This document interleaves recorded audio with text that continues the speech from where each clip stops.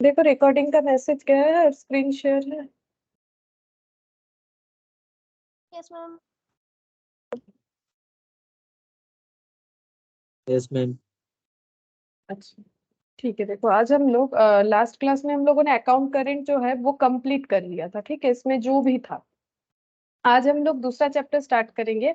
छोटा सा ही चैप्टर है, ठीक है, sales of goods on approval और रिटर्न बेसिस। ये वाला हम लोगों ने थोड़ा सा, मैंने तुम लोग के साथ डिस्कस किया था, क्वेश्चन आ गया था, तो अगर तुम लोग को याद है तो रेक्टिफिकेशन ऑफ एरर का शायद लास्ट जो क्वेश्चन मैंने सॉल्व करवाया था उसमें ये पॉइंट एक बार आया था, तो मैंने इस पे डिस्कशन किया था। तो आज इस पे हम लोग पूरा डिटेल्स में पढ़ेंगे कि sale of goods on approval और रिटर्न बेसिस ये क्या है और इसका अकाउंटिंग ट्रीटमेंट क्या है।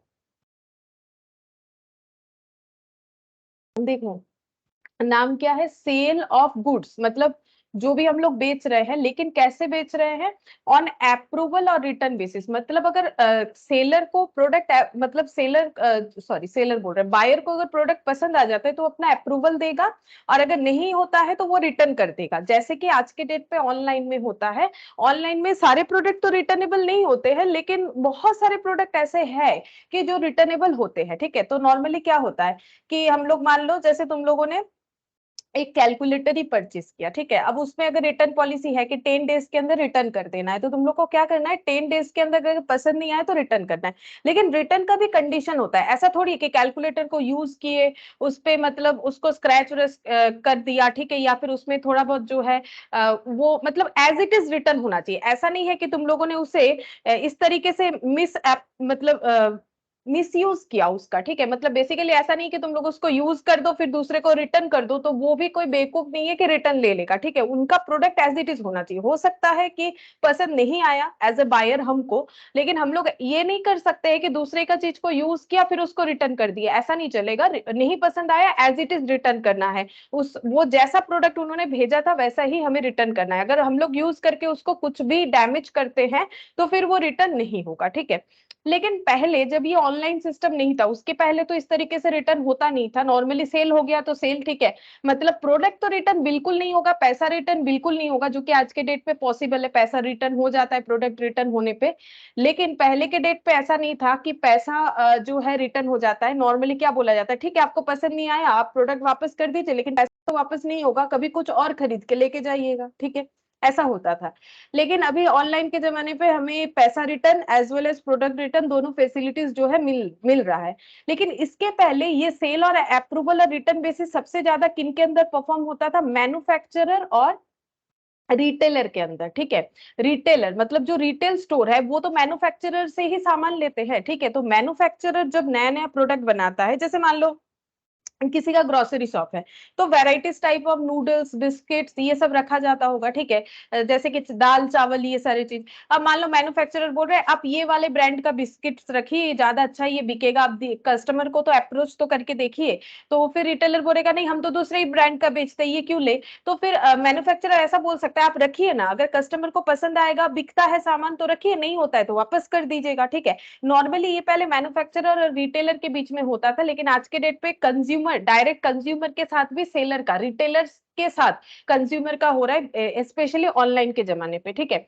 और ये वाला कंसेप्ट क्यों लाया गया, क्योंकि देखो अगर किसी को अपना सेल बढ़ाना है तो सबसे पहला बात है कोई ऐसा नहीं बोल सकता कि मुझे सिर्फ कैश सेल ही करना है। देखो कैश सेल अगर होता तो फिर अकाउंट्स का जरूरत ही नहीं होता, तो क्रेडिट सेल तो करना पड़ेगा, ठीक है। अब क्योंकि इतना ज्यादा कंपटीशन है तो क्रेडिट सेल में भी अगर हमें अपना सेल को और भी बूस्ट करना है तो अलग अलग जो है हमें पॉलिसीज लेना चाहिए, जिसमें से एक ये होता है कि कस्टमर को हम लोग ये अप्रोच करें कि आप प्रोडक्ट लेके जाइए, पसंद आया आप 15 दिन बाद बता दीजिएगा, 10 दिन बाद बता दीजिएगा, पसंद आया तो रखिए, नहीं पसंद आया तो रिटर्न कर दीजिएगा, ठीक है। तो इससे क्या होता है, सेल भी बूस्ट हो जाता है। तो इसी वजह से ये कंसेप्ट लाया गया था, sale of goods on approval और रिटर्न बेसिस, ठीक है। अब इसमें हम लोग क्या पढ़ेंगे, देखो इसमें हम लोग 3 तरीके का ट्रीटमेंट पढ़ेंगे, ठीक है। Accounting treatment when the business send goods casually, frequently, numerously, ठीक है। कैजुअली का मतलब है कि अगर कोई ट्रांजैक्शन, देखो लिखा हुआ है transaction is treated as ordinary sale, ठीक है।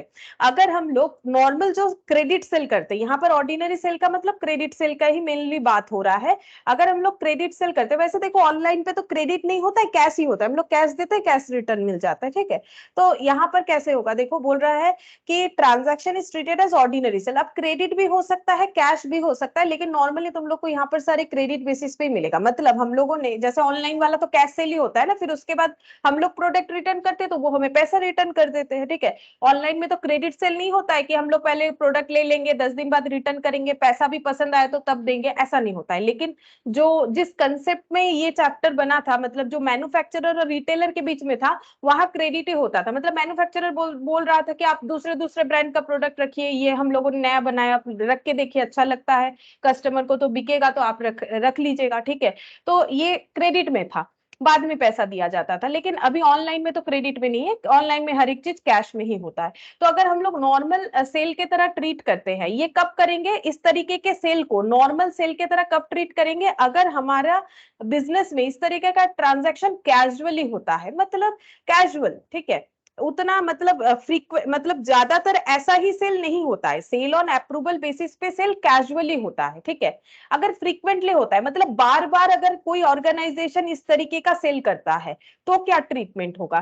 तब इसमें देखो सेल और return journal is prepared with 4 main columns, तब ये 4 कॉलम के साथ हमें अकाउंटिंग ट्रीटमेंट करना पड़ेगा, यही सब हम लोग को सीखना पड़ेगा। और अगर न्यूमरसली होता है, मतलब बहुत ज्यादा, फ्रीक्वेंटली मतलब बार बार, न्यूमरसली मतलब बहुत ज्यादा, मतलब नंबर ऑफ टाइम्स बहुत ज्यादा है, तो सेल और रिटर्न डे बुक बनाया जाता है, सेल और रिटर्न लेजर बनाया जाता है, फिर मेमोरेंडम बुक बना के उसको ट्रीटमेंट किया जाता है। तो हम लोग ये 3 तरीके से इसका ट्रांजैक्शन और अकाउंटिंग ट्रीटमेंट पढ़ेंगे, लेकिन सबसे पहले कैजुअली वाला पढ़ेंगे, और यही सबसे ज्यादा इंपॉर्टेंट है, ठीक है। तो अगर किसी का कैजुअली इस तरीके का जो है सेल होता है, सेल और अप्रूवल बेसिस पे, तो वो उसे कैसे से ट्रीट करते हैं, ऑर्डिनरी सेल की तरह ही ट्रीट करते हैं। और इसमें हम लोग को क्या क्या एंट्री वगैरह करना पड़ेगा, वही हम सिखाएंगे। तो देखो सबसे पहले हम लोग यहाँ पर लिख लेते हैं इसका जीस्ट, ठीक है। बुक में तो बहुत सारा चीज लिखा हुआ है, हम लोग यहाँ पर लिख लेते हैं। देखो sales of goods on approval और रिटर्न बेसिस, अप्रूवल और return basis, it means sending the goods to the customers with the option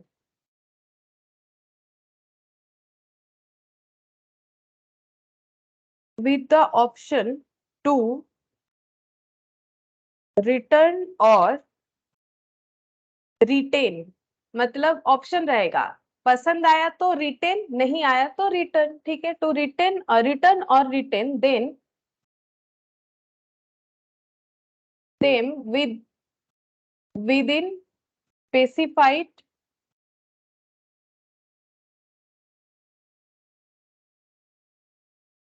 period, ठीक है। तो जो अभी मैंने स्टोरी बताया उसी को मैंने थोड़ा सा लिखवा दिया है। देखो it means sending the goods to the customer with the option to return और return within specified period, जो कि आज के डेट पे ऑनलाइन पे होता है, तुम लोग देख सकते हो, ठीक है। ऑनलाइन ट्रांजैक्शन तो कम बेसी सब कोई करते ही होंगे, तो उसमें ऐसा ही होता है, रिटर्न या रिटेन। अकाउंटिंग ट्रीटमेंट क्या क्या होगा, अकाउंटिंग, ये मैंने अकाउंटिंग लिखा है, ठीक है। Accounting treatment when goods are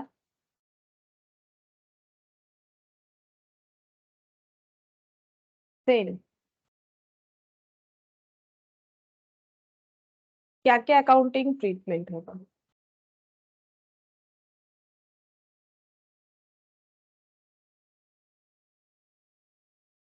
पहला कैजुअली, फ्रीक्वेंटली, न्यूमरसली,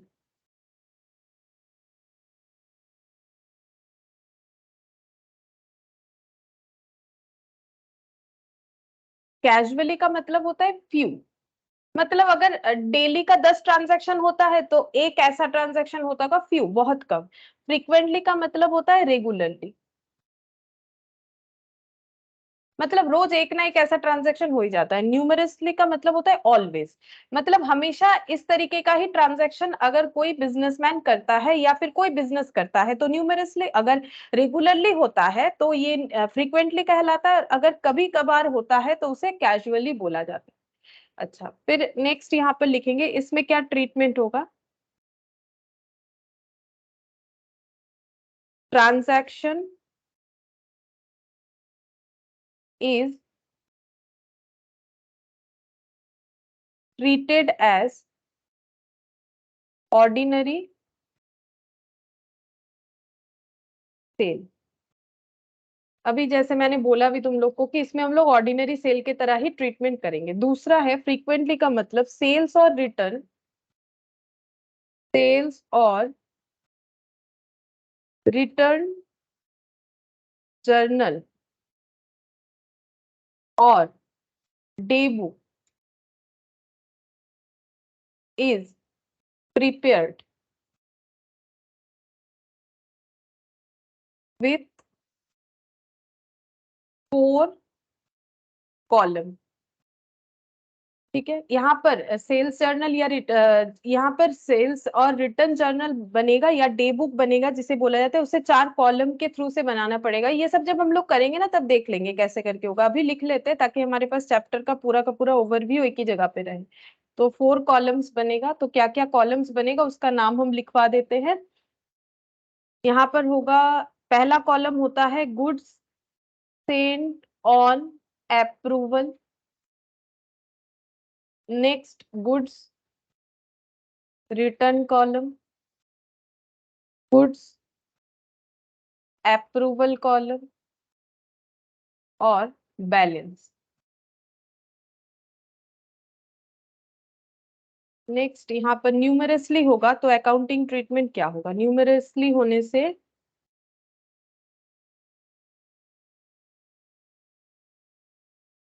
सेल्स और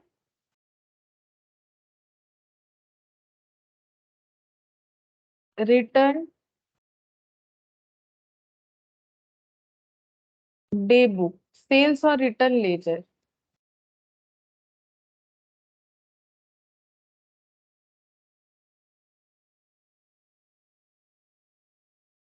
और ये दोनों को ऐसे लिखना है,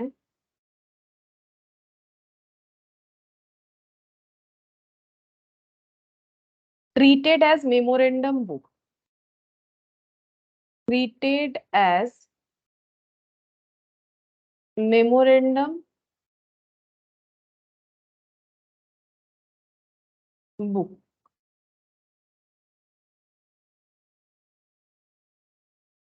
और इसमें यहाँ पर लिख लेना है,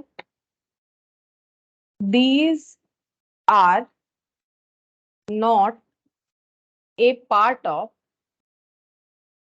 regular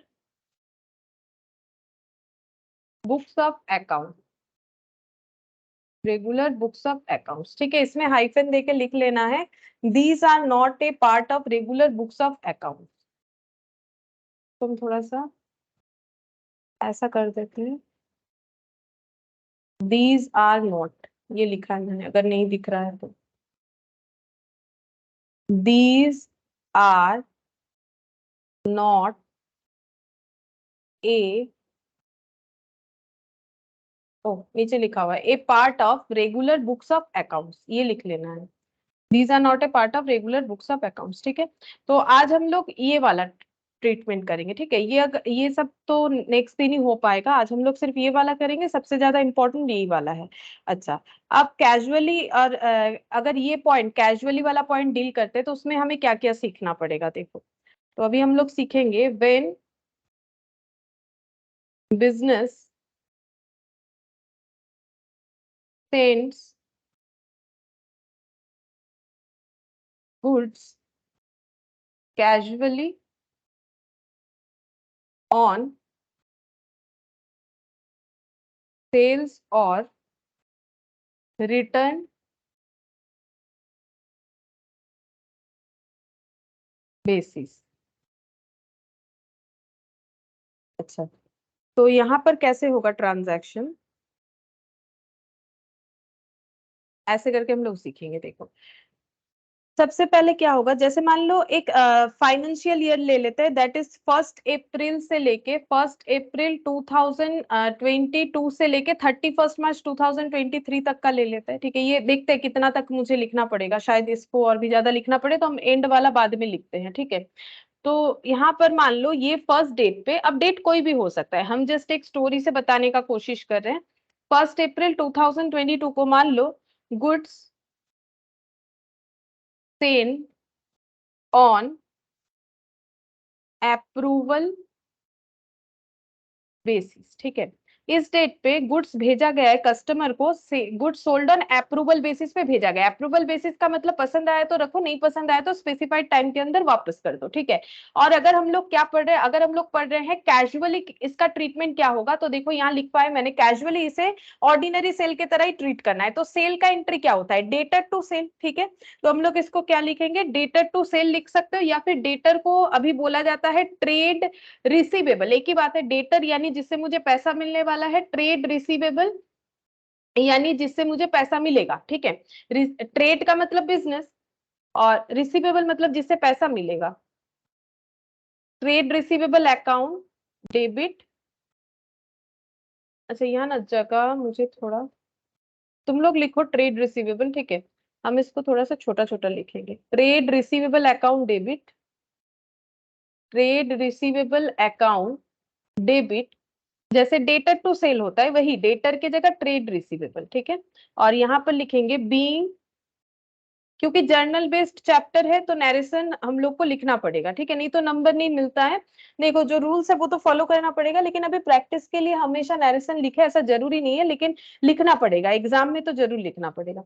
being goods sold on approval basis.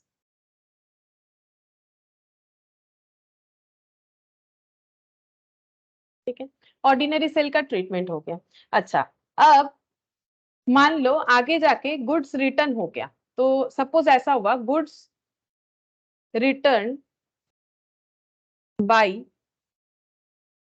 Customer, customer ने गुड्स रिटर्न कर दिया, अगर ऐसा होता है तो ठीक है, एंट्री क्या होगा, सेल्स करने से डेटर टू सेल्स, रिटर्न होने से सेल्स रिटर्न टू डेटर। ठीक है, सेल्स रिटर्न अकाउंट डेबिट, जैसे डेटर टू सेल, रिटर्न का entry sales return to debtor, debtor के जगह यहाँ पर लिखेंगे ट्रेड रिसीवेबल, T/R लिख दिया, यही वाला ट्रेड रिसीवेबल को मैंने T/R से डिनोट किया है। ठीक है, फिर यहाँ पर लिखेंगे बीइंग, एग्जाम में लेकिन ये सब शॉर्टकट यूज नहीं करना है, पूरा ही लिखना है। ठीक है, being good sold on approval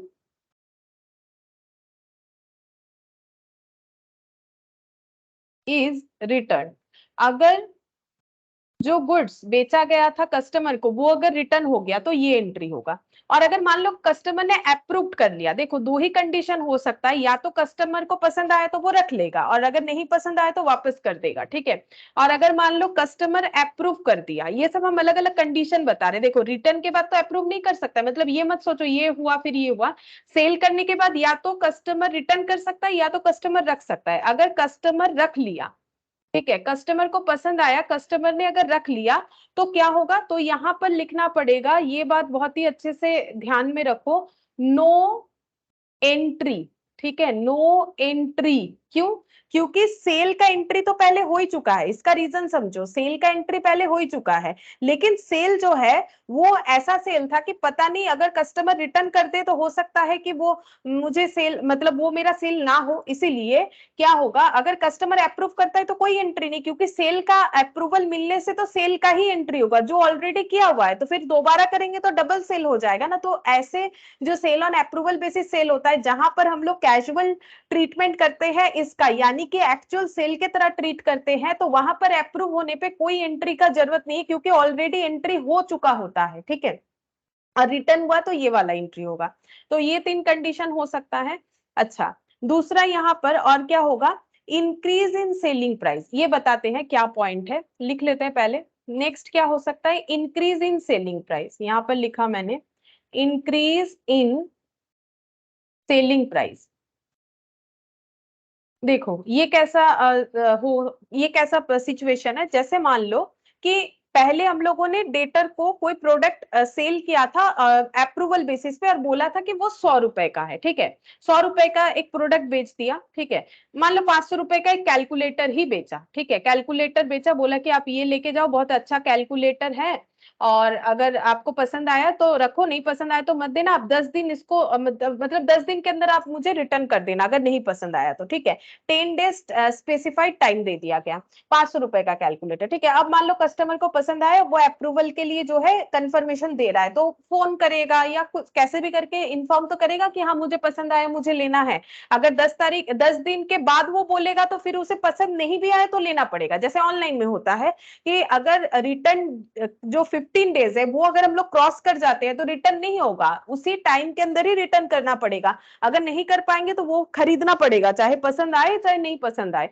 ठीक है। वैसे ही यहाँ पर अगर 10 डेज के अंदर नहीं बताएगा तो फिर उसे खरीदना ही पड़ेगा। अब मान लो जब 10 डेज के अंदर कंफर्मेशन दे रहा है कि मुझे खरीदना है, तो हो सकता है कि जिसने सेल किया, मतलब जो बिजनेसमैन है, वो बोलेगा ये कैलकुलेटर अब 600 रुपए में, 600 रुपए देंगे तभी आपको हम बेच सकते हैं, नहीं तो नहीं। क्यों? हो सकता है इस कैलकुलेटर का मार्केट डिमांड इतना बढ़ गया कि ये मार्केट में 600 रुपए में बिकने लगा 10 दिन के अंदर। तो जो सेलर है वो बोल ही सकता है, देखो भाई मार्केट में तो मेरा ये कैलकुलेटर 600 में बिकता है, जब मैंने आपको दिया था, बोला आप रख के देखो, पसंद आया तो लेना, तब तो मैंने आपको 500 बोला था, ये सही है, हम मानते हैं कि मैंने 500 बोला था, लेकिन अभी ये इतना डिमांडिंग है कि हम 600 के नीचे नहीं बेच सकते, आपको आपको लेना है तो लीजिए, नहीं लेना है तो वापस कर दीजिए, ठीक है। अब देखो, अब इसका चॉइस है, लेना है तो लेगा, नहीं लेना है तो वापस कर देगा। अगर उसे 500 में 600 में लेना है तो वो ले सकता है 100 रुपए ज्यादा देके, मतलब 600 रुपए, लेकिन पहले तो बात 500 का ही हुआ था। लेकिन अगर सेलर बोले, क्योंकि सेलर ने तो उसे बेचा नहीं, उसे रखने के लिए दिया है, पोजीशन दिया है कि आप रखो, देखो अच्छा लगे तो लेना। अब वो बोल रहा है हम 500 में नहीं बेच पाएंगे, 600 चाहिए, इसका बहुत अच्छा डिमांड चल रहा है, आपको लेना है लो, नहीं लेना है मत लो। यानी इंक्रीज इन सेलिंग प्राइस, अगर सेलिंग प्राइस इंक्रीज हो गया तो फिर कैसे इसका ट्रीटमेंट होगा, और जो कस्टमर है उसने लेने के लिए हाँ कर दिया, इन दैट केस कैसा ट्रीटमेंट होगा। देखो, जब 500 रुपए का कैलकुलेटर बिका होगा तब ये एंट्री हुआ होगा, लेकिन सेल का एंट्री मुझे कितने से करना है, 600 से करना है, यानी मुझे ऐसा सेम एंट्री और 100 रुपीज से करना पड़ेगा, तब मेरा ये 600 रुपए में हो जाएगा, 600 रुपए का सेल दिखाएगा, ठीक है। तो यहाँ पर हम लोग इसको क्या लिखेंगे, ऐसे लिखेंगे, सेलिंग प्राइस अगर इंक्रीज हो जाएगा तो हम लोग यहाँ पर लिखेंगे ट्रेड रिसीवेबल टू सेल्स, ठीक है, ट्रेड रिसीवेबल टू सेल्स, ये लिख देंगे। तो ये यहाँ पर 100 से एंट्री कर देंगे तो ये 600 हो जाएगा। तो ये कंडीशन है कि ऐसा कंडीशन हो सकता है, ठीक है। और ऐसा भी हो सकता है कि कम में बिक जाए, ठीक है, ऐसा भी हो सकता है। मान लो 500 रुपए का कैलकुलेटर बोला था और उसने बोला कि हाँ मुझे कैलकुलेटर तो पसंद आ गया, मुझे लेना भी है, लेकिन हम 450 ही देंगे, उससे ज्यादा नहीं देंगे, आपको बेचना है तो बेचिए, नहीं बेचना है तो हम वापस कर देंगे। अब मान लो जो सेलर है वो बोल रहा है ठीक है भाई 550 में ले लो, मुझे कोई प्रॉब्लम नहीं है, यानी कि ये कौन सा कंडीशन है, डिक्रीज इन सेलिंग प्राइस, ठीक है। अगर सेलिंग प्राइस डिक्रीज होके बिकता है, बार्गेनिंग तो होता है ना, बार्गेनिंग तो हो ही सकता है। अब वो तो सिचुएशन वाइज डिपेंड करेगा, अगर मार्केट डिमांड ज्यादा है प्रोडक्ट का तो सेलर अपना प्राइस बढ़ा सकता है, अगर मार्केट डिमांड कम है तो बायर बोल सकता है कि हम इतने में ही लेंगे, इससे ज्यादा में नहीं लेंगे। तो डिक्रीज अगर हो जाता है सेलिंग प्राइस, उस केस में एंट्री हो जाएगा। अगर मान लो 500 का कैलकुलेटर का बात हुआ था लेकिन सेल मुझे 550 का दिखाना है, यानी मुझे रिवर्स एंट्री डालना पड़ेगा। ये देखो, sales account debit, reverse entry कर देंगे टू ट्रेड रिसीवेबल, ठीक है, sales account debit to trade receivable, trade receivable मतलब हर जगह पे डेटर, ठीक है। ये देखो हम यहाँ लिख देते हैं, तुम लोग कंफ्यूज मत हो जाना, ट्रेड रिसीवेबल का मतलब भी होता है डेटर, ठीक है, ट्रेड रिसीवेबल को डेटर बोला जाता है। तो सेल्स टू ट्रेड रिसीवेबल ऐसा एंट्री हो जाएगा। अच्छा, और यहाँ पर इसके बाद सपोज ये है हम लोग का डेट 31 मार्च 2020, 20 कितना लिखा था मैंने, 22 लिखा था, तो ये 23 मुझे लिखना चाहिए, ईयर एंड हो गया, ठीक है, ईयर एंड हो गया। और इसके बाद यहाँ पर इसको थोड़ा सा हम बढ़ा लेते हैं, यहाँ पर एक डेट लगाएंगे 15 अप्रैल 2020, 20, ठीक है। अब मान लो कि हम लोगों ने यहाँ पर किसी को सेल किया या फिर पहले किसी को सेल किया था, ये मैंने ईयर एंड का डेट दिखाया और ईयर एंड यहाँ पर हो रहा है। ये देखो, ये जो मैंने एक ईयर बना दिया यहां से लेके यहाँ तक, ये एक ईयर बता रहा है, ठीक है। अब सपोज कि जिसको हम लोगों ने प्रोडक्ट सेल किया था, जिसको हम लोगों ने प्रोडक्ट सेल किया था, उसको कब कंफर्मेशन बताना है, ये तो 1 साल है। अब 1 साल के अंदर देखो ये सारे चीज होंगे एप्लीकेबल, ऐसा जरूरी नहीं है, ठीक है। रिटर्न भी होगा, अप्रूवल भी होगा। हाँ, एक बिजनेस ऑर्गेनाइजेशन की तरफ से देखो तो सारी चीज एक साथ हो सकते हैं। कोई कस्टमर ने रिटर्न किया, किसी ने अप्रूव किया, किसी ने सेलिंग प्राइस इंक्रीज में लिया, किसी ने डिक्रीज में लिया। Good afternoon sir.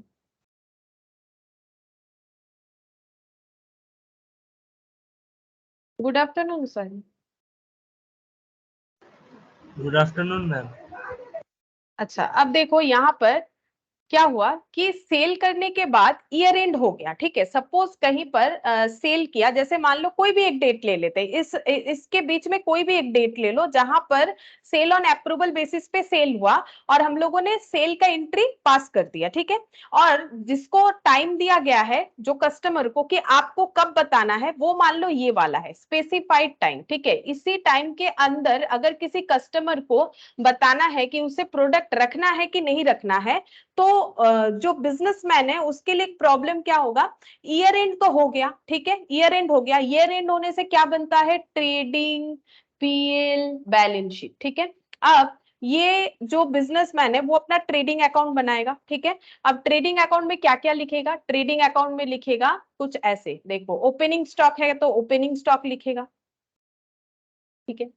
परचेज है, परचेज लिख देगा, ठीक है। अच्छा, फिर यहाँ पर सेल्स हुआ है, सेल्स लिख देगा। कुछ क्लोजिंग स्टॉक है, क्लोजिंग स्टॉक लिखेगा और जो ग्रॉस प्रॉफिट निकल के आएगा वो लिखेगा। अब देखो ये सेल्स में ये सेल ऑन अप्रूवल बेसिस वाला सेल भी आ जाएगा। क्यों आ जाएगा, क्योंकि इसको हम लोग नॉर्मल सेल की तरह ही ट्रीट कर रहे हैं, तो अगर सेल यहाँ रिकॉर्ड होगा तो उससे रिलेटेड प्रॉफिट भी यहाँ आ जाएगा, ठीक है। अब मैंने ईयर एंड में ये सेल को भी इंक्लूड कर लिया, सेल ऑन अप्रूवल बेसिस वाले सेल को। और जब 15 अप्रैल आया ईयर एंड होने के बाद, जब 15 तारीख को जो इनके लिए स्पेसिफाइड टाइमलाइन था कि 15 तारीख के अंदर बताना है, तो हम कोई ऑर्गेनाइजेशन अपने कस्टमर को तो ये नहीं बोल सकता कि मेरा ईयर एंड का डेट आ गया, आप जल्दी जल्दी बताओ आपको लेना है नहीं लेना है, मुझे अपना ट्रेडिंग अकाउंट बनाना है, ये तो नहीं बोल सकता ना। कस्टमर बोलेगा आपने तो बोला 15 अप्रैल के अंदर बताने से होगा, हम 15 अप्रैल के आगे नहीं बता सकते।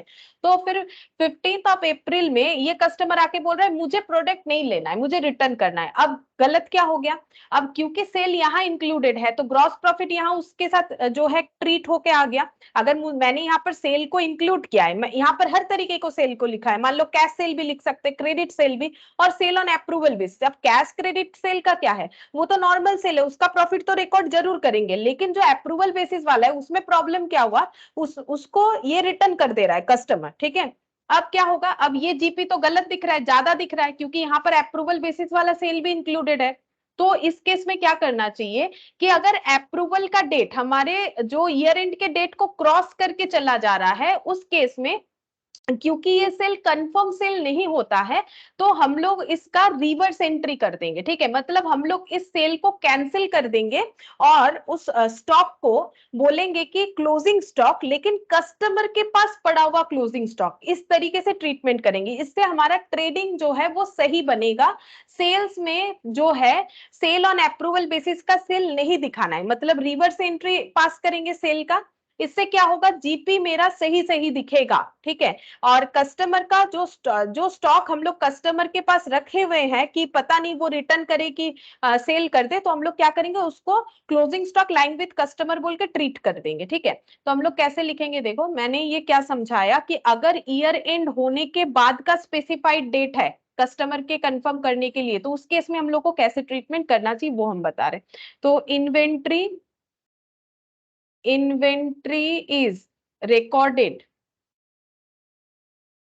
एज कॉस्ट और एनआरवी। एनआरवी का मतलब होता है net realisable value, net realisable value whichever is lower, whichever is lower, ठीक है, समझाते हैं ये पॉइंट मैंने क्या लिखा।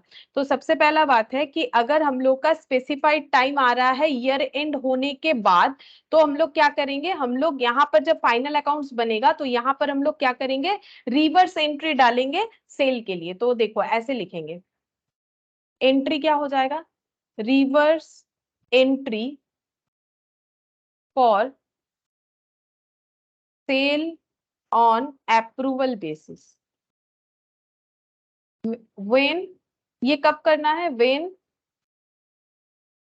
Year and and specified time is not passed till now. ठीक है, तो रिवर्स एंट्री कब देना है, जब सेल किया गया अप्रूवल बेसिस पे, और ईयर एंड जो है when year and, reverse entry for sale on approval basis when year is in, ऐसे नहीं, रुको एक सेकंड, लैंग्वेज गलत हो गई। In case of, in case when specified time for approval is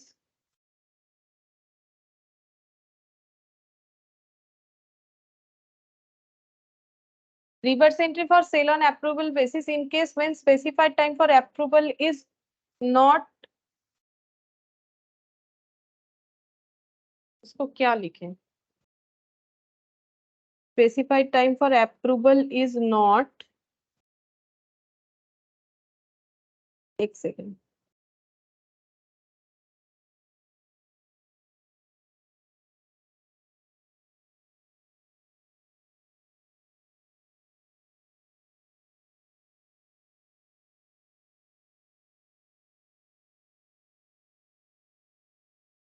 reverse entry for sale on approval basis in case when specified time for approval is not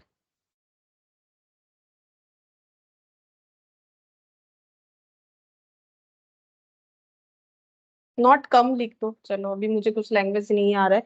reverse entry for sale on approval basis in case when specified time for approval is not come and date of closing of books of accounts, date of closing of books of accounts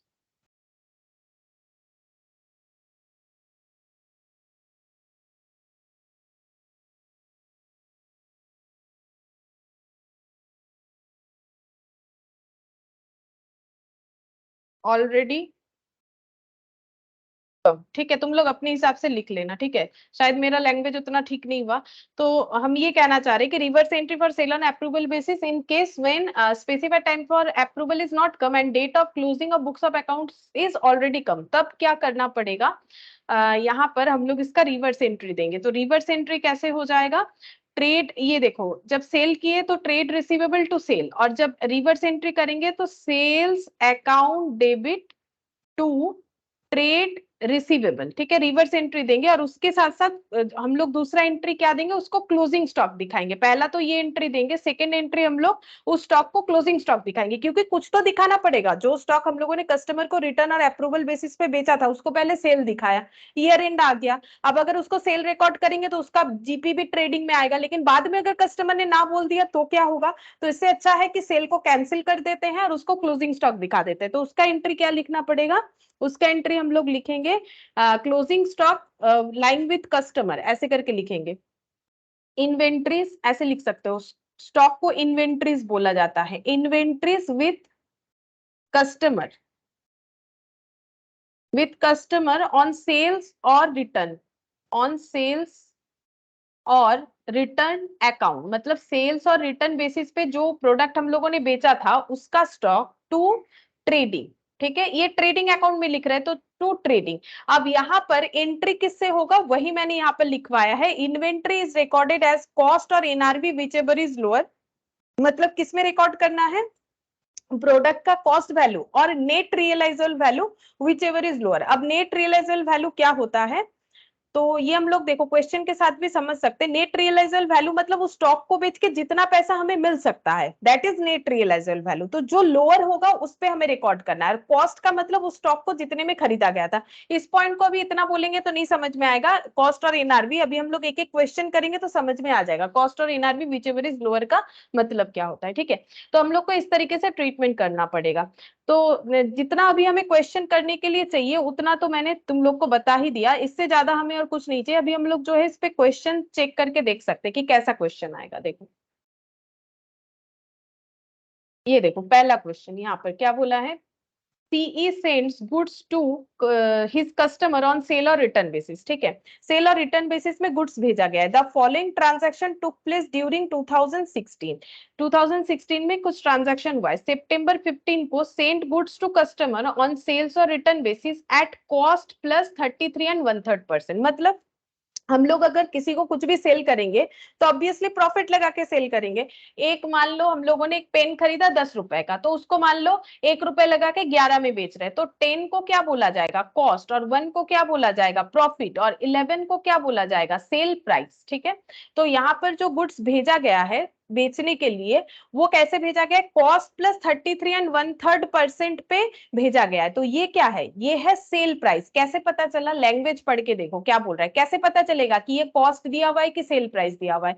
Saint goods to customer, अब customer को कितने में भेजा है हम लोगों ने, eight cost plus 33 and 1/3%, जिसका वैल्यू ये आ रहा है। तो कॉस्ट प्लस 33 एंड 1/3% का मतलब है कॉस्ट प्लस प्रॉफिट का बात हो रहा है। तो प्रॉफिट कितना है 33 एंड 1/3%, किसका, कॉस्ट का। कॉस्ट का 33 एंड 1/3% जो है प्रॉफिट है। तो इतना सेल वैल्यू है। गुड्स रिटर्न बाय कस्टमर 15 को सेल हुआ, 20 अक्टूबर को कस्टमर ने रिटर्न कर दिया, लेकिन पूरा नहीं, 40,000 का रिटर्न किया, तो सेल्स रिटर्न का एंट्री कर देंगे। अभी भी कस्टमर के पास 60,000 का गुड्स जो है वो है।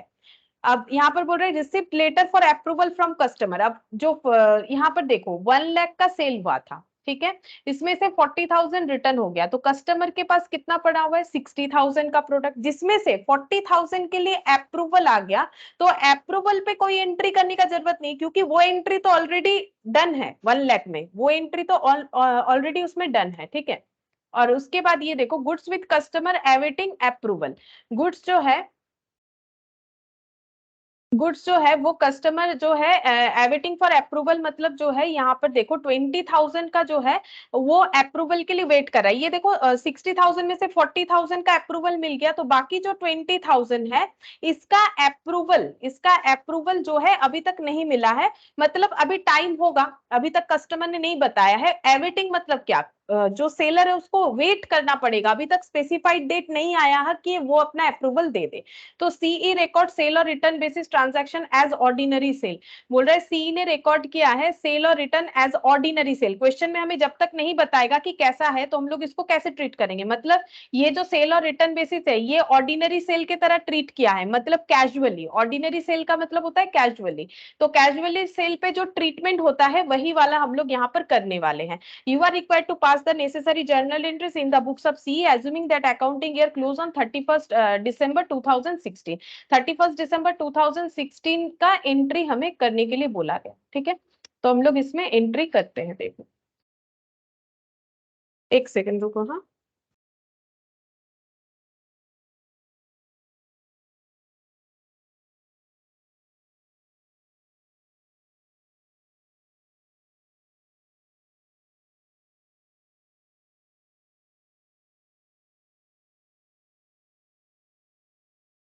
ठीक है।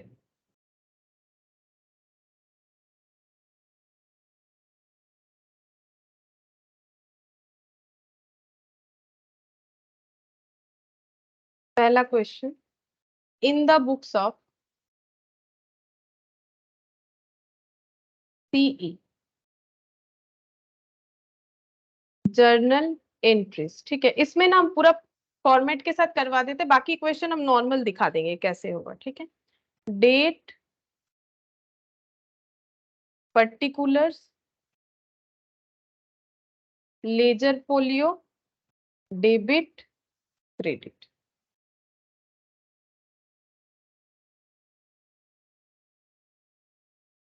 डेट है 2016, अच्छा, पहला है सितंबर 15। तो सबसे पहले देखो सेल का एंट्री होगा, तो सेल का एंट्री हो जाएगा trade receivable debit to sales account 1 lakh 1 lakh.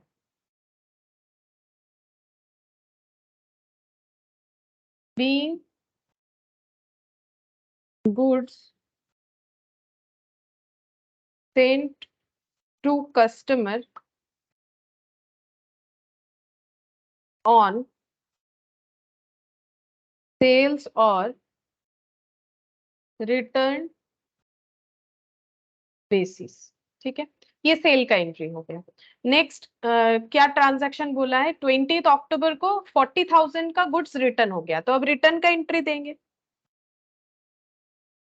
October 20। October 20 return का एंट्री हो जाएगा sales return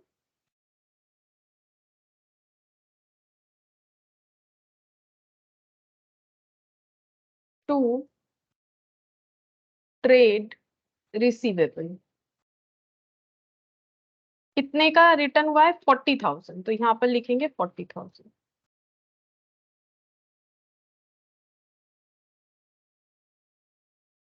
being goods returned by customer, customer ने रिटर्न कर दिया।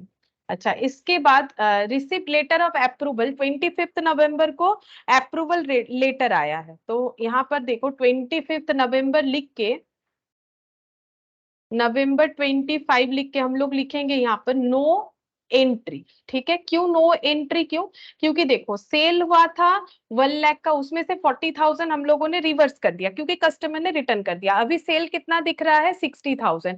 अब बोल रहा है कि 40,000 का अप्रूवल, तो अप्रूवल होने से सेल हुआ है, तो सेल का एंट्री ऑलरेडी हम लोग कर चुके हैं, तो कुछ भी एंट्री करने का जरूरत नहीं है। मैंने देखो ये टाइमलाइन जो बनाया था वहां पर वही लिखा था, अगर अप्रूवल हो जाता है तो कोई एंट्री करने का जरूरत नहीं होता है। ठीक है, अब यहाँ पर नेक्स्ट देखते हैं नवंबर 25। अब देखो 31 दिसंबर को goods with customer awaiting for approval. अब 20,000 का गुड्स जो है अप्रूवल के लिए वेट कर रहा है। हाँ, 20,000 ही बचा हुआ है। देखो 1 लाख में से 40,000 रिटर्न, सेल दिख रहा था 60,000, 60,000 में से 40,000 का सेल हो गया, 20,000 जो है वो अवेटिंग फॉर अप्रूवल है 31 दिसंबर को। ठीक है, तो 31 दिसंबर को हम लोग क्या करेंगे, यहाँ पर एंट्री करते हैं। देखो सबसे पहले हम लोग सेल को रिवर्स कर देंगे क्योंकि 31 दिसंबर ही इनका ईयर एंड होता है, तो अगर ये सेल को रिवर्स करके उसको क्लोजिंग स्टॉक नहीं दिखाएंगे, सेल ही दिखा के रख देंगे, अगर आगे जाके रिटर्न हो जाता है तो फिर ग्रॉस प्रॉफिट गलत दिखेगा। तो जैसे मैंने बोला ईयर एंड आ गया और कस्टमर के लिए अभी तक स्पेसिफाइड डेट जो है वो नहीं है, मतलब वेट करना पड़ेगा अप्रूवल के लिए, तो फिर जो ट्रेडर है यानी जो बिजनेस कर रहे हैं वो क्या करेंगे, वो सेल को सबसे पहले कैंसिल कर देंगे। तो वो एंट्री ऐसा होगा sales account debit to trade receivable.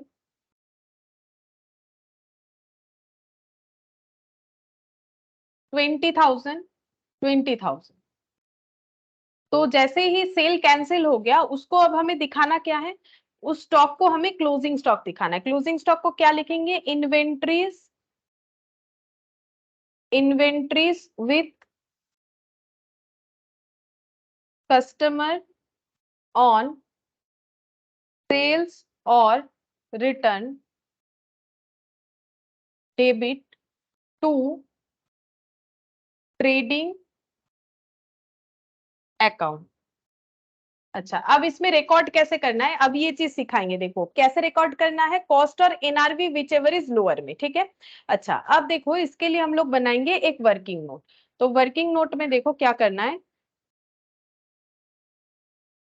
सबसे पहले हम लोग यहाँ पर कैलकुलेट करेंगे कि कॉस्ट प्रॉफिट और सेल का बात कैलकुलेट करेंगे। ठीक है, तो यहाँ पर देखो बोला हुआ है जो प्रोडक्ट सेल हुआ है वो कॉस्ट प्लस 33 1/3% में सेल हुआ है। क्या बोला गया है, कॉस्ट प्लस 33 1/3% में सेल हो रहा है। ठीक है, तो ये कॉस्ट है, ये प्रॉफिट है। ठीक है, तो प्रॉफिट कितना है 33 एंड 1/3%, ठीक है। जैसे ये तो 33 1/3% है, जैसे मान लो बोला प्रॉफिट 20%, तो 20/100, इसका मतलब अगर बोलेगा कि प्रॉफिट है, ऐसे बोला जाता कॉस्ट प्लस 20%, तो इसका मतलब प्रॉफिट जो है वो कॉस्ट के ऊपर 20% है, मतलब ये कॉस्ट हो जाएगा, ये प्रॉफिट हो जाएगा। 20% मतलब 20/100, आउट ऑफ 100 20, तो 20 इज प्रॉफिट एंड 100 क्योंकि कॉस्ट के ऊपर बताया तो ये कॉस्ट होगा। सिमिलरली यहाँ पर भी वही चीज कंसिडर करेंगे, 33 एंड 1/3% का मतलब है कॉस्ट के ऊपर 33 एंड 1/3%। तो यहाँ पर हम लोग देखो कॉस्ट को कितना मान लेंगे, कॉस्ट को हम लोग यहाँ पर मानेंगे 100, ठीक है।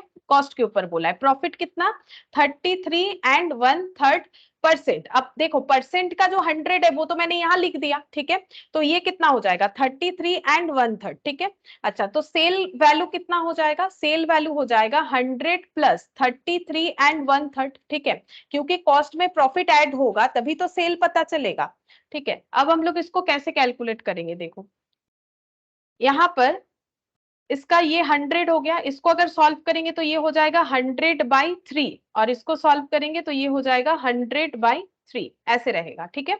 अच्छा, अब देखो हम लोगों के पास सेल प्राइस जो है वो पता है, सेल प्राइस कितना है 20,000, इसका हमें क्लोजिंग स्टॉक में वैल्यू दिखाना है, मतलब जो 20,000 का सेल हम लोगों ने रिवर्स कर दिया उसका मुझे उसको क्लोजिंग स्टॉक में दिखाना है, ठीक है। तो क्लोजिंग स्टॉक का वैल्यू और जो सेल का वैल्यू वो तो इक्वल नहीं होता है। जैसे मान लो मेरे पास 5 कैलकुलेटर है, 500 रुपीज से मैंने खरीदा है 2500 का, ठीक है। अब हम एक एक कैलकुलेटर 600 रुपए में बेचते हैं, मैंने 2 कैलकुलेटर बेच दिया 600 रुपए का, तो ये कितना हो गया 1200। अब इससे अगर हम ट्रेडिंग अकाउंट बनाएंगे तो हम क्या लिखेंगे, टू परचेज, मैंने 2500 का कैलकुलेटर खरीदा, बाई सेल, सेल्स में क्या लिखेंगे 1200 का कैलकुलेटर बेच दिया। अब क्लोजिंग स्टॉक कैसे दिखाएंगे, मेरे पास कितने सारे कैलकुलेटर अभी भी पड़े हुए हैं, 3, 5 में से 2 बेच दिया, 3 पड़ा हुआ है, 3 का वैल्यू कितना लिखेंगे, 500 से दिखाएंगे कि 600 से दिखाएंगे, ये बताओ मुझे। 500 से दिखाना चाहिए कि 600 से दिखाना चाहिए,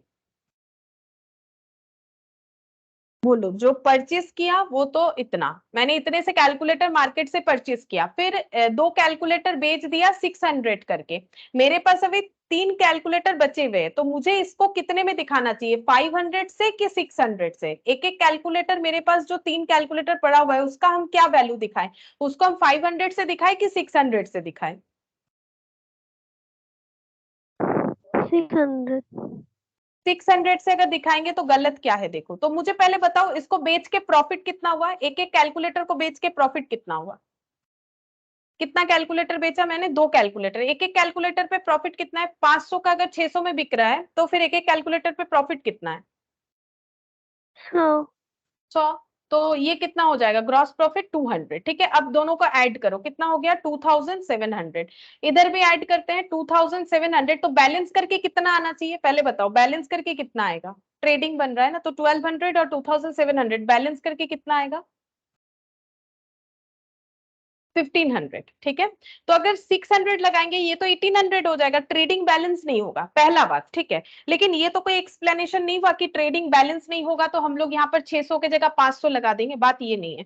मुझे एक चीज बताओ, हम लोग का गोडाउन है या फिर शॉप है जहां पर 5 कैलकुलेटर ऐसे था, ठीक है, 5 कैलकुलेटर ऐसे जो है शो कर रहा था, जिसमें से 2 कैलकुलेटर बिक गया, ठीक है। अब कितना कैलकुलेटर दिख रहा है, अगर हम लोग काउंट करेंगे कि मुझे कल ये कैलकुलेटर बेचना है, ठीक है, क्योंकि बिजनेसमैन तो ऐसे ही सोचता है ना कि अच्छा आज 2 बिक गया कल 3 बेचना है, तो वो क्या बोलेगा मेरे पास कितने का कैलकुलेटर पड़ा हुआ है, क्या वो बोलेगा मेरे पास मेरे पास 500 का कैलकुलेटर पड़ा हुआ है 3, या फिर वो बोलेगा मेरे पास 600 का कैलकुलेटर पड़ा हुआ है 3, वो कैसे काउंट करेगा सोचो। मतलब एक फीलिंग्स तो आता है ना कि हम लोग कैसे सोचते हैं इस चीज को, कि हम लोग ये बोलेंगे कि मेरे पास मेरा 500 का कैलकुलेटर पड़ा हुआ है 3 पीस, या फिर बोलेंगे 600 का कैलकुलेटर पड़ा हुआ है 3 पीस, क्या बोलना चाहिए,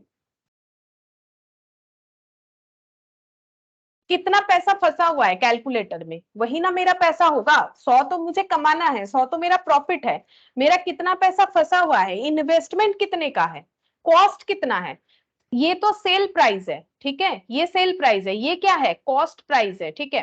तो स्टॉक को कैसे वैल्यू किया जाता है, इसीलिए मैंने लिखवाया कॉस्ट और एनआरवी। एनआरवी मतलब जितना उससे रियलाइज्ड होगा 600, कॉस्ट और NRV whichever is lower 500 से मुझे रिकॉर्ड करना पड़ेगा। इसका रीजन भी है मैचिंग कंसेप्ट। क्यों? क्योंकि मैंने 5 कैलकुलेटर खरीदा 500 में, मेरा इन्वेस्टमेंट हुआ 2500, ठीक है, और मेरा इन्वेस्टमेंट 2500 हुआ, तो जो मेरा स्टॉक बचा हुआ है वो भी मेरा इन्वेस्टमेंट का पार्ट है। तो इन्वेस्टमेंट मेरा पर कैलकुलेटर पे 500 का हुआ है, तो मुझे हमेशा मेरे स्टॉक को किसमें दिखाना चाहिए, कॉस्ट और NRV whichever is lower. अब लोअर में क्यों होगा वो भी हम लोग आगे जाएंगे तो देखेंगे। फिलहाल तो ये सोचो कि हम लोग को स्टॉक को हमेशा कॉस्ट में ही दिखाना चाहिए। जैसे ये, तो फिर ये भी तो हम लोग 600 में दिखा सकते थे, जो परचेस किया उसी से तो क्लोजिंग स्टॉक बन गया। इसको फिर 500 में क्यों दिखाया, क्योंकि ये मेरा कॉस्ट है। तो क्लोजिंग स्टॉक भी तो मेरा क्या है, परचेस का ही तो पार्ट है। परचेस से कुछ सेल हो गया, कुछ मेरा क्लोजिंग स्टॉक में है। तो परचेस से जो सेल हुआ, अब सेल में तो प्रॉफिट लगेगा, इसीलिए दिखाया गया, उसका प्रॉफिट ही इधर एलिमिनेट हो रहा है। तो इसका मतलब ये जो परचेस हुआ उसी का तो एक पार्ट है क्लोजिंग स्टॉक। तो क्लोजिंग स्टॉक जो है वो हमेशा कॉस्ट में दिखेगा, ठीक है, ये बात याद रखो। मतलब ये समझने वाला बात है। अगर गोडाउन में हमारा कुछ सामान पड़ा हुआ होता है ना, तो वो देख के हम लोग उसका सेल प्राइस नहीं सोचेंगे, हम लोग हमेशा सोचेंगे कि कितना पैसा मेरा इसमें फंसा हुआ है, ठीक है। तो that is my cost price. तो ये कॉस्ट हो गया, ठीक है। अच्छा, अब यहाँ पर ये तो एक कैलकुलेशन हो रहा है। अब यहाँ पर अब मुझे ये निकालना है कि 20,000 पे कितना प्रॉफिट लगा हुआ है। तो 20,000 मेरा सेल प्राइस है, ठीक है, तो सेल प्राइस इतना है, तो प्रॉफिट कितना होगा या फिर कॉस्ट कितना होगा। हम लोग अगर कॉस्ट निकाल लेंगे तो ही हो जाएगा, क्योंकि मुझे स्टॉक को कैसे रिकॉर्ड करना है, कॉस्ट और NRV whichever is lower. तो इतने सेल वैल्यू का कॉस्ट अगर इतना है, तो इतने सेल वैल्यू का कॉस्ट कितना होगा, तो यूनिटरी मेथड करके निकाल लेंगे। तो इसका पहले कैलकुलेशन करते हैं, ये कितना हो जाएगा 400 बाई 3। तो हम लोग ऐसे लिखे 400 बाई 3 इज इक्विवेलेंट टू 100। तो 1 इक्विवेलेंट टू कितना हो जाएगा 100 डिवाइडेड बाई 400 बाई 3। तो 20,000 equal to 100 divided by 400 by 3 into 20,000। अब इसको पूरा कैलकुलेशन करते हैं, तो कैसे लिखेंगे, इसको ऐसे लिखेंगे 100 इंटू 3 बाई 400 इंटू 20,000। तो ये कितना निकल के आएगा 1500, ठीक है। एक मिनट, ये 4 हो गया, 30 होगा, ठीक है। 15,000, तो कॉस्ट कितना निकल के आया 15,000 कॉस्ट निकल के आ गया। तो इसमें रिकॉर्डिंग कितने से करना पड़ेगा 15,000 से, कि 20,000 के जो सेल हुए थे उसका जो कॉस्ट है वो 15,000 है, और बाकी जो गैप दिख रहा है वो प्रॉफिट है, ठीक है। इसको और एक तरीके से भी हम लोग निकाल सकते हैं, ऐसे निकाल सकते हैं, और एक तरीका है उससे भी हम लोग निकाल सकते हैं। कैसे, ये देखो, यहाँ पर मैंने लिख दिया फिर से कॉस्ट, प्रॉफिट और सेल्स, ठीक है। अब यहाँ पर कॉस्ट 100 है, प्रॉफिट बोला है 33 एंड 1/3%। 33 एंड 1/3% को मैथमेटिकली अगर सॉल्व किया जाए तो ये कितना हो जाएगा 100/3%, ठीक है। अब जैसे 2% मतलब 2/100 होता है, तो 100/3% मतलब 100/3 होल डिवाइडेड बाई 100 हो जाएगा, ठीक है। तो यहाँ पर 100 डिवाइडेड बाई 3 इंटू 1/100, तो 1/3 हो गया, ठीक है। 1/3 जो है प्रॉफिट निकल के आ जाएगा इस तरीके से। अच्छा, 1/3 प्रॉफिट हो जाएगा। इससे हम लोग ये भी बोल सकते हैं, जैसे मैंने 33 एंड 1/3% को बोला था कि ये प्रॉफिट है और ये कॉस्ट है, ठीक है। देखो, जैसे मैंने बोला ना 33 एंड 1/3% का मतलब हम लोग ऐसा बोल रहे हैं ना 100/3%, और ये इसका मतलब हम लोग ऐसे बोल सकते हैं 100/3 इंटू 1/100, जैसे मैंने दिखाया। तो वैसे इससे ये भी बोला जा सकता है कि 1 rupees profit and 3 rupees cost. कैसे, जैसे यहाँ पर हम लोग बोल रहे थे कि 33 एंड 1/3% का मतलब है 33 1/3, या फिर इसको अगर पॉइंट में भी ट्रांसफर कर लेते हो, जैसे 33.3333% डिवाइडेड बाई 100, तो ये कॉस्ट, ये प्रॉफिट। वैसे इसको मैंने सॉल्व करके बताया कि ऊपर वाला पार्ट प्रॉफिट है, नीचे वाला कॉस्ट है। और इससे हम लोग कैसे निकालेंगे, ये देखो, यहाँ पर फिर 100 नहीं लिखेंगे, यहाँ पर लिखेंगे कॉस्ट अगर 3 है तो प्रॉफिट 1 है, तो सेल 4 हो जाएगा। तो मुझे निकालना है प्रॉफिट ऑन सेल्स। ये कैसे निकलेगा? Profit divided by sales. तो प्रॉफिट कितना है? 1 रुपीज, सेल कितना है? 4 रुपीज। तो अभी मेरे पास एक सेल वैल्यू है दैट इज 20,000। तो 20,000 का अगर 1/4 करेंगे तो हम लोग को 5,000 क्या मिल गया? प्रॉफिट मिल गया। अब अगर 20,000 में से हम लोग 5,000 लेस कर देंगे तो हम लोग को क्या मिल जाएगा? कॉस्ट मिल जाएगा। फिर से समझाते हैं, देखो मैंने इसको सॉल्व करके 1/3 निकाल लिया। तो प्रॉफिट जो है वो कॉस्ट का 1/3 है। तो इसका मतलब तो यही हो गया ना, कॉस्ट प्लस 33 एंड 1/3% का ये मैंने सॉल्व कर लिया। इस पार्ट को मैंने यहां तक ट्रांसफर कर लिया। तो कॉस्ट प्लस 1/3 मतलब कॉस्ट जितना भी होगा उसका 1/3 प्रॉफिट है। तो प्रॉफिट 1 है तो कॉस्ट 3 है। तो अगर कॉस्ट 3 है, प्रॉफिट 1 है, तो सेल 4 हो जाएगा। तो प्रॉफिट ऑन सेल कैसे निकालेंगे? प्रॉफिट बाय सेल करके। तो प्रॉफिट यहां से देखो 1, सेल कितना 4। अब मेरे पास एक सेल वैल्यू है 20,000, तो 20,000 पे प्रॉफिट कितना होगा? तो 20,000 इंटू 1/4 तो 5,000। तो 20,000 जो सेल हमें रिवर्स करना है उस पे प्रॉफिट 5,000 इंक्लूडेड है, उसे हम लोगों ने एक्सक्लूड कर दिया, तो हम लोग को कॉस्ट मिल गया। या फिर डायरेक्ट ऐसे यूनिटरी मेथड से कर सकते हो, ठीक है। अब ये वाला जो है पॉइंट वाला केस है, तो शायद तुम लोग को थोड़ा सा समझने में दिक्कत हो रहा होगा। अभी दूसरा एक क्वेश्चन करेंगे जिसमें ये 33 एंड 1/3 जैसा नहीं रहेगा, तो और भी आसानी से समझ में आएगा। लेकिन ऐसा नहीं कि इसका मतलब ये नहीं समझ में आएगा, ये आ जाएगा। पहले उसको करते हैं ना तो ये समझ में आ जाएगा कि इसका कैलकुलेशन कैसे हुआ। अगर थोड़ा सा भी इसमें दिक्कत हो रहा है तो वो क्लियर हो जाएगा। तो हम एक बार वो क्वेश्चन करके फिर से ये बता देंगे, ठीक है। तो यहाँ पर बेसिकली क्या हुआ था? सेल हुआ, उसके बाद कुछ गुड्स रिटर्न हुआ, कुछ गुड्स अप्रूव्ड हुआ, कुछ गुड्स का जो है अवेटिंग फॉर अप्रूवल में है, तो हम लोगों ने उसको रिवर्स एंट्री कर दिया, फिर उसको क्लोजिंग स्टॉक दिखा दिया। क्लोजिंग स्टॉक को हमेशा कॉस्ट में दिखाना चाहिए, ठीक है। जैसे परचेस किया तो कॉस्ट में दिखाते हैं, क्लोजिंग स्टॉक को भी हम लोग कॉस्ट में दिखाएंगे। कॉस्ट में मतलब जितना हमारा लागत था, जितने में हम लोगों ने उसे खरीदा था, ठीक है, वो दिखाना पड़ता है। सिर्फ सेल जो होता है उसी को सेल वैल्यू में दिखाया जाता है, बाकी हर एक चीज को कॉस्ट में दिखाया जाता है। तो ठीक है, चलो और एक क्वेश्चन करेंगे तो ये कैलकुलेशन समझ में आ जाएगा। इलास्ट्रेशन 2 में देखो क्या बोल रहा है। S limited sends out its good to dealer on sale और रिटर्न बेसिस, ठीक है। एस लिमिटेड ने क्या किया है? अपने डीलर को गुड्स भेजा है सेल और रिटर्न बेसिस पे। All such transaction are however treated as actual sales. अब जब तक क्वेश्चन में ये एक्चुअल सेल्स लैंग्वेज नहीं रहेगा, हमें नहीं पता चलेगा कि ट्रीटमेंट हमें कैसे करना है, कैजुअली, फ्रीक्वेंटली या न्यूमरसली। इससे पता चल गया कैजुअली, क्योंकि कैजुअली सेल में ही हम लोग सेल ऑन अप्रूवल बेसिस के सेल को एक्चुअल सेल की तरह ट्रीट करते हैं।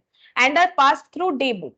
डे बुक का मतलब जो सब्सिडियरी बुक्स होता है, ठीक है, सब्सिडियरी बुक्स को ही डे बुक बोला जाता है। तो सब्सिडियरी बुक्स के थ्रू से पास कर दिया। अब नॉर्मल सेल मानेंगे तो सब्सिडियरी बुक्स के थ्रू से ही पास होगा।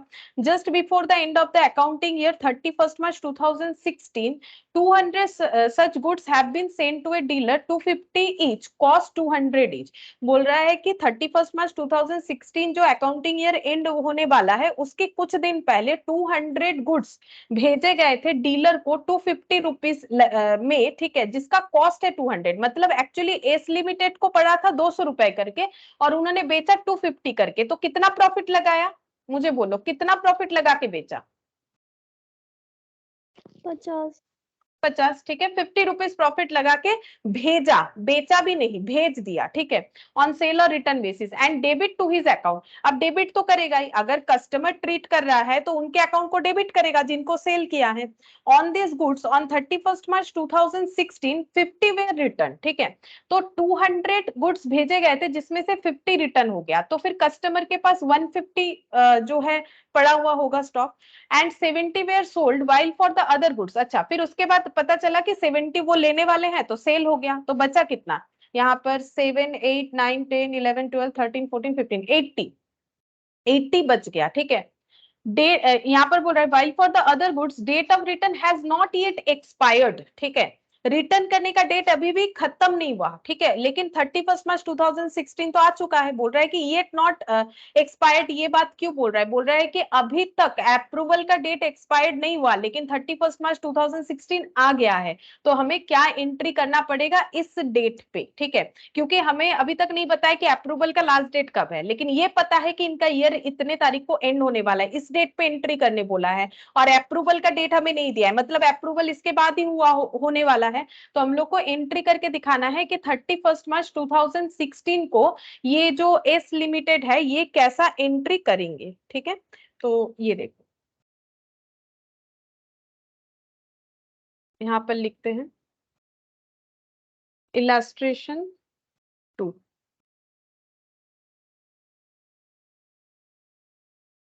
in the books of S Limited.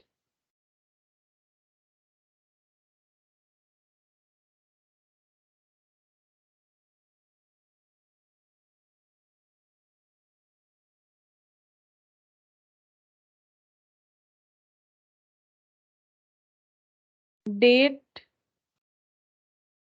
particulars, laser folio, debit और क्रेडिट। एक सेकेंड, हाँ ये ना मुझे लगता है मैंने थोड़ा सा पुराना पीडीएफ निकाल लिया, फिर तुम लोग के मैट के साथ तुम लोग को मैचिंग नहीं मिलेगा। हम 1 मिनट देख लेते हैं। शायद थोड़ा सा ना अभी नाम चेंज किया है और ज्यादा कुछ नहीं।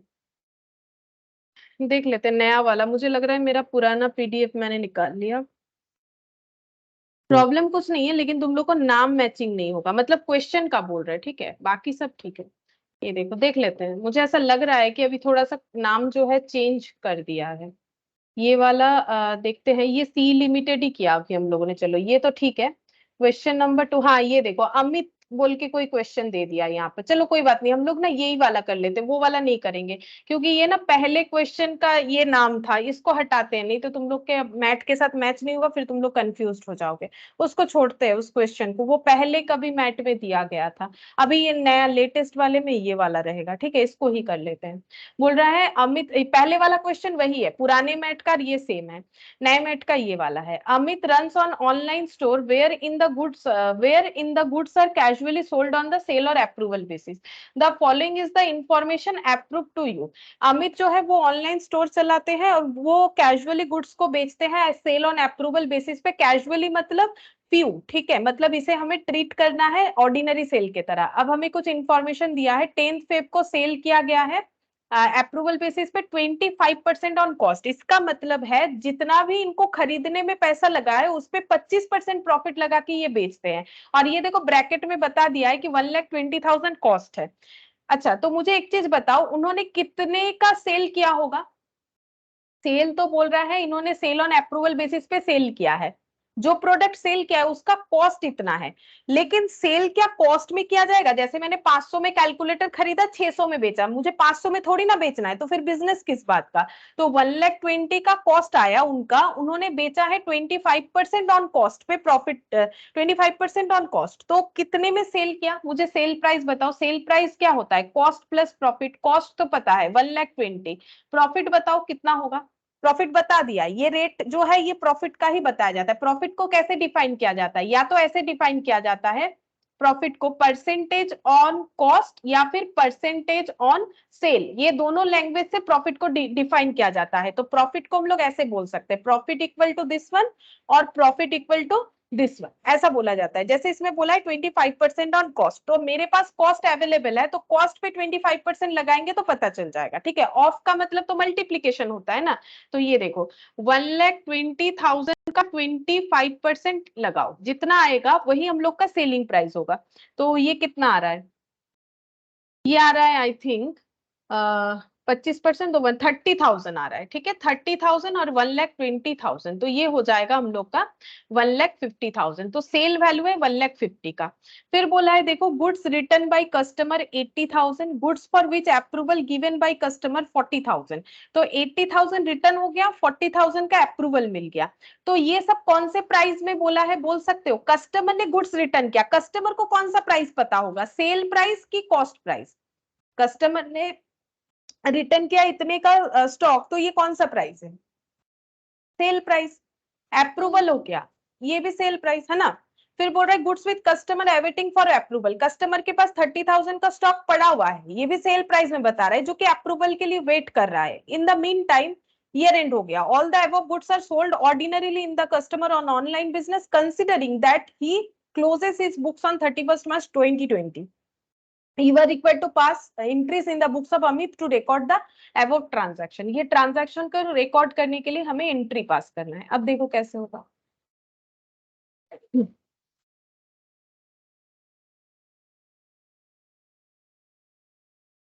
इन द बुक्स ऑफ अमित कर देते हैं बस. और यहाँ पर देखो यहाँ पर 2020 है.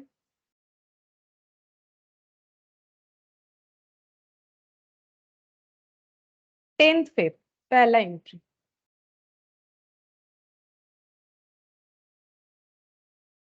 ट्रेड रिसीवेबल हम शॉर्टकट में लिख रहे हैं. Trade receivable account debit to sales. Entry लिख लोगे बीइंग गुड्स सोल्ड. ठीक है, इसमें भी मैंने शायद एंट्री नहीं लिखा था. यहाँ एक एक दो लिखा था. ठीक है, ये एक लिखा था, यहाँ पर नहीं लिखा था. इसका एंट्री लिख देते हैं.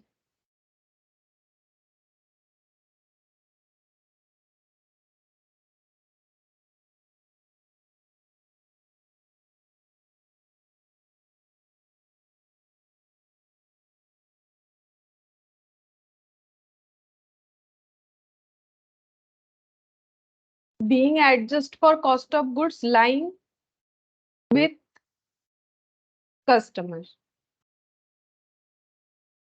कस्टमर के पास जो स्टॉक पड़ा हुआ है उसको हम लोगों ने एडजस्ट कर लिया. Being adjust for cost of goods lying with customer. तो नैरेशन ऑन नहीं लिखवाएंगे क्योंकि नैरेशन हर एक एंट्री ऐसा ही होगा और नैरेशन उस हिसाब से बनता जाएगा. ठीक है, तो हम नैरेशन नहीं लिखवा रहे, डायरेक्ट लिख रहे हैं trade receivable account debit to sale. अब यहाँ पर मुझे कैलकुलेट करके देखना पड़ेगा सेल. अगर तुम लोग गलती से भी इस अमाउंट से रिकॉर्ड कर दे तो गलत हो जाता है. सेल हमेशा सेल्स वैल्यू पे होता है, कॉस्ट पे नहीं होता है. तो सेल्स कैसे कैलकुलेट करेंगे, ऐसे करके हो रहा है. 1,20,000 ये कॉस्ट है, कॉस्ट में प्रॉफिट लगाएंगे. प्रॉफिट कैसे कैलकुलेट होता है, या तो क्वेश्चन में बोलेगा प्रॉफिट ऑन कॉस्ट या तो बोलेगा प्रॉफिट ऑन सेल. यहाँ बोला था प्रॉफिट ऑन कॉस्ट, तो कॉस्ट पे डायरेक्टली लगा देते हैं जितना परसेंटेज बोला था. और ये कैलकुलेट करके हम लोगों ने देखा अमाउंट आया 1,50,000. तो 1,50,000 का सेल हुआ है. ठीक है, अच्छा इसके बाद 20th ऑफ फेब देखते हैं. 20th फेब को क्या एंट्री हुआ है, गुड्स रिटर्न कर दिया है कस्टमर ने, तो रिटर्न का एंट्री करेंगे. तो सेल्स रिटर्न या रिटर्न इनवर्ड भी लिख सकते हैं. Sales return account debit to trade receivable. देखो डेटर कम होगा, सेल्स रिटर्न हो रहा है. कितने का सेल्स रिटर्न हुआ है, 80,000, तो 80,000 लिख देंगे. अब देखो जब बोल रहे हैं सेल्स रिटर्न, तो सेल्स रिटर्न हमेशा सेल्स वैल्यू पे ही बोलेगा. ठीक है, अगर कॉस्ट पे बोलेगा तो ब्रैकेट में लिखना पड़ेगा कि ये कॉस्ट है. Goods for which approval given by customer. Customer ने जो अप्रूवल दिया उसका नो एंट्री. 15 मार्च को लिखेंगे नो एंट्री. 15 मार्च को लिखेंगे नो एंट्री. अप्रूवल का कोई एंट्री नहीं होगा. क्यों नहीं होगा, क्योंकि ऑलरेडी सेल के एंट्री में ये वाला इंक्लूडेड है. तो अप्रूवल हुआ तो दोबारा एंट्री करेंगे तो फिर से सेल हम लोग का 40,000 ज्यादा दिख जाएगा. ठीक है, 1,20,000 में ऑलरेडी 40,000 इंक्लूडेड है. 1,20,000 मेरा सेल था, उसमें से मैंने 80,000 हटा दिया, रिटर्न हो गया. 40,000 का हम ऐड क्यों करें, क्योंकि 40,000 तो उसमें ऑलरेडी इंक्लूडेड है, तो ऐड करेंगे नहीं, तो नो एंट्री. फिर बोल रहा है कस्टमर के पास 30,000 का स्टॉक पड़ा हुआ है, अप्रूवल के लिए वेट करना पड़ेगा, लेकिन in the mean time final accounts closing date आ चुका है, तो सेल को रिवर्स कर देंगे उतने से जितने के लिए वेट करना पड़ेगा अप्रूवल के लिए, और क्लोजिंग स्टॉक बोल के दिखा देंगे. ठीक है, तो पहले रिवर्स करेंगे एंट्री. तो 31 मार्च इनका अकाउंटिंग ईयर एंड होता है, तो रिवर्स करने से एंट्री होगा sales account debit to trade receivable. ठीक है, कितने का वेट कर रहा है अप्रूवल के लिए, 30,000. तो 30,000 का हम लोग रिवर्स एंट्री पास करेंगे. अब स्टॉक लाइंग विथ कस्टमर ये दिखाना पड़ेगा, या फिर inventories lying with customer. Inventories lying with customer. ठीक है, ये मैंने इतना ही लिखा क्योंकि ये ना काफी बड़ा नाम है. देखो क्या लिखना पड़ता है, inventories with customer on sale और रिटर्न बेसिस. ऐसे भी लिख सकते हैं लैंग्वेज, या फिर ये लैंग्वेज भी ठीक है कि इन्वेंट्रीज लाइंग विथ कस्टमर, क्योंकि वो काफी ज्यादा बड़ा हो जा रहा है. अगर तुम लोग वो भी लिखोगे तो भी ठीक है, ये भी लिखोगे तो भी ठीक है, क्योंकि दोनों से ये पता चल रहा है कि वो स्टॉक को हम लोग यहाँ दिखाना चाहते हैं जो कस्टमर के पास पड़ा हुआ है. और स्टॉक कहाँ दिखाते हैं, ट्रेडिंग में, तो एंट्री हो जाएगा ट्रेडिंग अकाउंट. जैसे ये बाई क्लोजिंग स्टॉक के नीचे लिख दिया जाएगा, तो जैसे बाई क्लोजिंग स्टॉक मतलब एंट्री क्या, क्लोजिंग स्टॉक टू ट्रेडिंग, तो वैसे यही वाला एंट्री हो जाएगा. अब ये हम लोग 30,000 से नहीं दिखा सकते, 30,000 का सेल कैंसिल कर दिया, जो कस्टमर के पास 30,000 का हमारा जो है स्टॉक पड़ा हुआ है, लेकिन वो स्टॉक का वैल्यू 30,000 नहीं है, वो तो उसका सेल वैल्यू है। तो स्टॉक का वैल्यू मतलब हम लोगों को स्टॉक को खरीदने में जितना पैसा लगा था उसका कैलकुलेशन करके दिखाना है। तो कैसे करके दिखाएंगे, ये देखो वर्किंग नोट बनाते हैं, ऐसे लिखना चाहिए हमेशा कॉस्ट प्रॉफिट सेल, ठीक है। यहाँ पर देखो बताया है 25% ऑन कॉस्ट, तो मुझे एक चीज बताओ, अगर बोल रहा है 25% ऑन कॉस्ट, ये किस चीज को डिफाइन कर रहा है, ये प्रॉफिट को डिफाइन कर रहा है, ठीक है। तो इसका मतलब प्रॉफिट इक्वल टू क्या हो जाएगा, 25/100, प्रॉफिट इक्वल टू 25/100। तो इसका मतलब प्रॉफिट तो किसी एक चीज के ऊपर डिफाइन होगा ना, या तो कॉस्ट या तो सेल। अगर मुझे कॉस्ट के ऊपर बोला गया है ये परसेंटेज, तो इसमें कौन सा कॉस्ट है और कौन सा प्रॉफिट है ये मुझे बताओ। 25 को क्या बोलेंगे और 100 को क्या बोलेंगे, ये मुझे बताओ। 25 को हम लोग क्या बोलेंगे, प्रॉफिट, और 100 को क्या बोलेंगे, कॉस्ट, क्योंकि 25% ऑन कॉस्ट है, क्या चीज है ये, प्रॉफिट, प्रॉफिट, ठीक है। तो प्रॉफिट 25% ऑन कॉस्ट।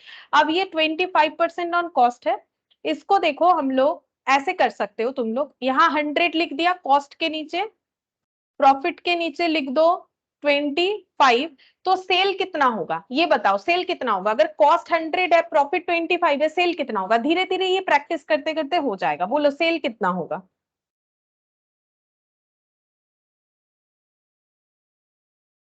बताओ सेल कितना होगा। 100 हाँ 125। अब मुझे बताओ प्रॉफिट ऑन सेल कितना होगा। अब यही क्यों निकाल रहे हैं प्रॉफिट ऑन सेल, क्योंकि मुझे सेल प्राइस पता है, इसी वजह से।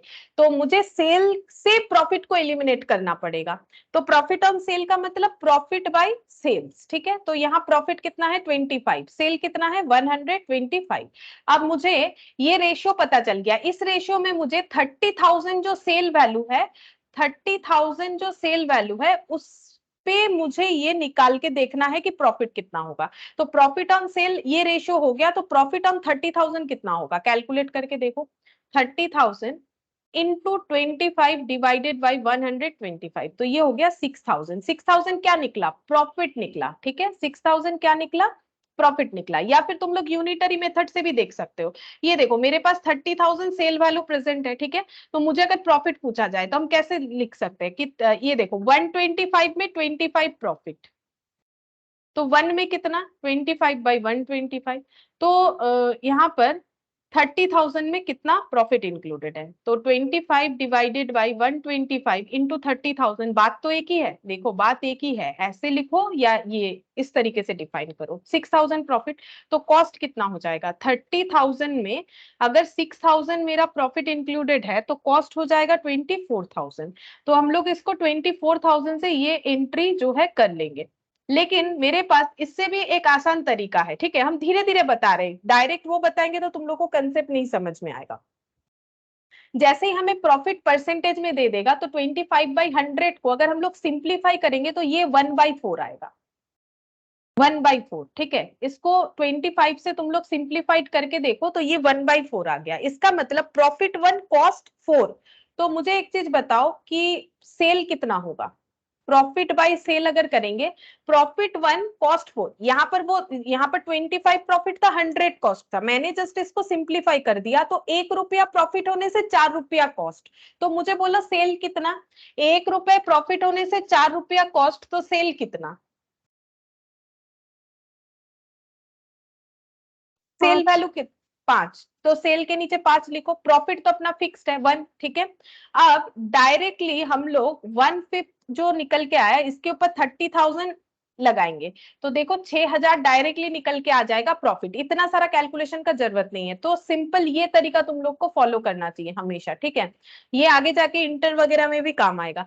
तो अगर मुझे बताए प्रॉफिट ऑन कॉस्ट, तो 25/100 में ये प्रॉफिट ये कॉस्ट, अगर इसी चीज को कॉस्ट की जगह बताता सेल, तो 25/100 जो है ये हो जाता प्रॉफिट बाय सेल, ठीक है। इस तरीके से अब इसको सिंप्लीफाई कर लेंगे, इससे क्या होगा 1 रुपया प्रॉफिट 4 रुपया जो है कॉस्ट, इससे कैलकुलेशन आसान होगा। बात तो एक ही है, 25 रुपए प्रॉफिट 100 रुपया कॉस्ट, तो 125 सेल। लेकिन ये जब इतना बड़ा डिजिट में हो जाता है तो हम लोग जो है कैलकुलेशन हम लोग को जो है थोड़ा सा मुश्किल लगेगा, ठीक है, करने में लगेगा, बहुत बड़ा कैलकुलेशन है, लेकिन इसी चीज को अगर हम लोग सिंप्लीफाई कर लेते हैं तो हम लोग ओरली निकाल सकते हैं।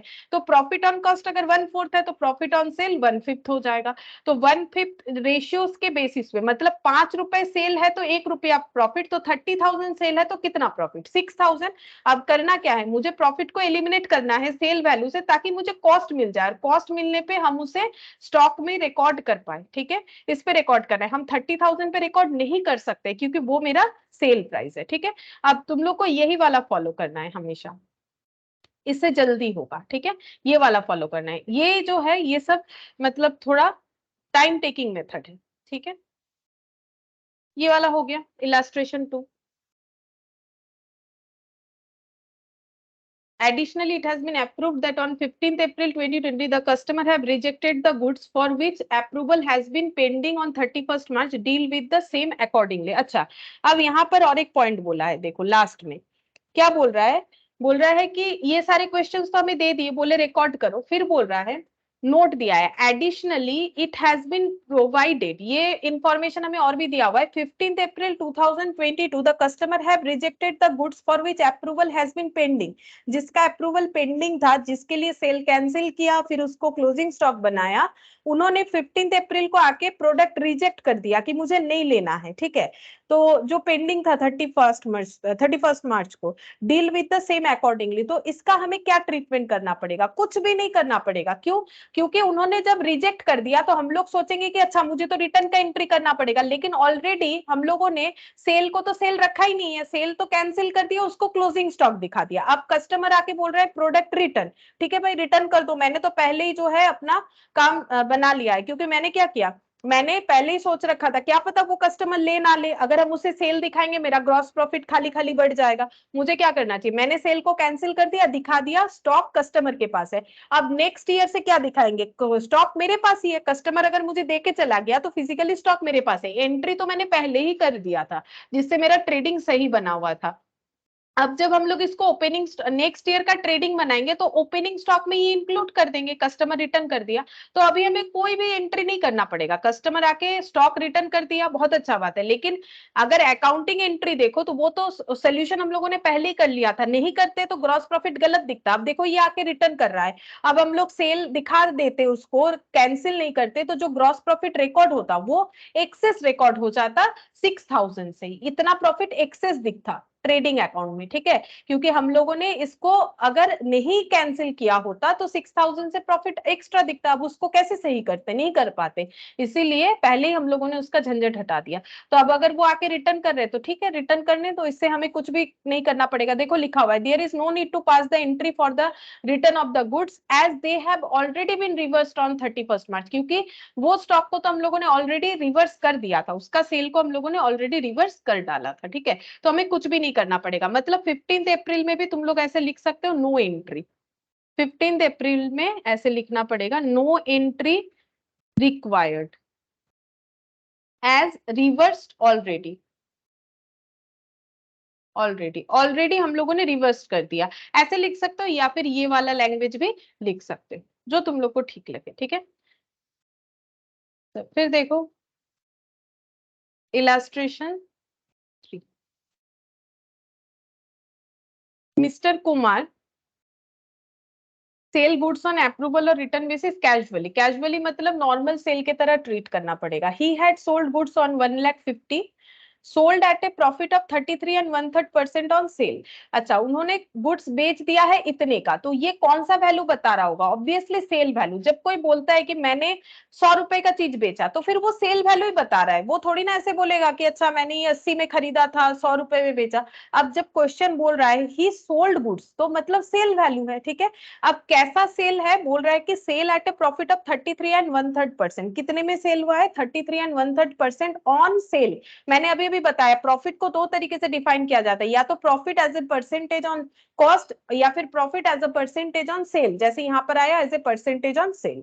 फिर बोल रहा है which has been awaiting approval from the customer as on the date of closing the books। अच्छा, ये जो सेल हुआ इसका अप्रूवल मिलने में अभी टाइम है, लेकिन ईयर एंड आ गया तो अप्रूवल के लिए वेट करना पड़ेगा। तो हमें क्या करना है, सेल को कैंसिल करना है, उसे क्लोजिंग स्टॉक दिखाना है। After the expiry of the period the customer है एक्सेप्टेड द गुड्स। अब क्या हुआ, हम लोग को 31 मार्च आ गया, जैसे ये कब इनका ईयर एंड होता है ये तो दिया नहीं है, जब भी इनका ईयर एंड हो क्यों ना, ठीक है, जब भी इनका ईयर एंड हो उसके बाद अप्रूवल का डेट था, तो हम लोग क्या करेंगे, यहाँ पर पहले सेल को कैंसिल करेंगे, फिर उसे क्लोजिंग स्टॉक में दिखा देंगे कि क्लोजिंग स्टॉक जो कस्टमर के पास पड़ा हुआ है। अब इसके बाद क्वेश्चन में बोल रहा है कि जब अप्रूवल का डेट आ गया तो जो कस्टमर है उसने बोला कि हाँ मुझे प्रोडक्ट लेना है, अप्रूव्ड कर दिया, एक्सेप्टेड गुड्स, लेकिन कितना, equivalent to 75% of the cost of goods and the rest considered to be rejected. उन्होंने 75% कॉस्ट ऑफ गुड्स का जितना वैल्यू होता है उतना एक्सेप्ट किया, बताते हैं क्या होगा, बाकी रिजेक्ट कर दिया। मतलब अभी इतना समझो कि जब स्पेसिफाइड डेट आया तो कस्टमर ने कुछ प्रोडक्ट एक्सेप्ट किया, कुछ रिजेक्ट किया, ठीक है। तो जो रिजेक्ट किया उसके लिए तो कुछ एंट्री करने का जरूरत नहीं, क्योंकि ऑलरेडी हम लोग सेल को कैंसिल करके ही बैठे हैं, ठीक है, कि सेल कैंसिल, कस्टमर के पास स्टॉक है, अगर वो रिटर्न करेगा तो नेक्स्ट ईयर से हम लोग उसको अपना स्टॉक दिखा देंगे। अब जो कुछ एक्सेप्ट हुआ है उसका क्या करेंगे, जो एक्सेप्ट हुआ है उसको हम लोग फिर से एंट्री करेंगे, क्योंकि जब हम लोग रिवर्स कर रहे हैं तो सेल पूरा कैंसिल हो गया, अब कस्टमर बोल रहा है मुझे लेना है, तो जो लेना है उसके लिए फिर से सेल एंट्री करना पड़ेगा ना, क्योंकि ईयर एंड आ गया था, इसी चक्कर में हम लोगों ने पूरा सेल को कैंसिल करके क्लोजिंग स्टॉक दिखा दिया कि मेरा कुछ भी सेल नहीं हुआ है, लेकिन क्लोजिंग स्टॉक को स्पेसिफाई करके दिखाया कि ये क्लोजिंग स्टॉक मेरे पास नहीं है, मेरे कस्टमर के पास है, इसीलिए नाम लिखा है इन्वेंट्रीज लाइंग विद कस्टमर, ठीक है। तो कुछ अमाउंट लिया गया, कुछ रिजेक्ट हो गया, तो जो रिजेक्ट हो गया उसका कोई एंट्री नहीं है, जो लिया गया उसका एंट्री करना पड़ेगा। You are required to show necessary journal entries as on date of closing of the books and the entries after the expiry of the period and the treatment of the goods। तो हमें year and का भी entry करना है, उसके बाद जब उन्होंने एक्सेप्ट किया और कुछ रिजेक्ट किया उसका भी एंट्री दिखाना है, और ट्रीटमेंट हमें बताना है। यहाँ पर बस और कुछ नहीं बोला है, ठीक है। तो देखते हैं, देखो कैसे होगा। यहाँ पर सबसे पहले इन the books of Kumar, in the books of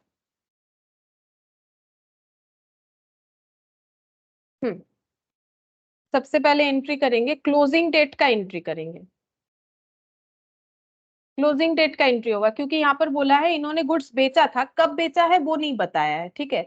तो कब बेचा है ये तो मुझे नहीं पता, यहाँ पर डेट तो दिया नहीं है। Sale goods on approval basis ही sold goods over 1,50,000 which has been awaiting for approval from the customer.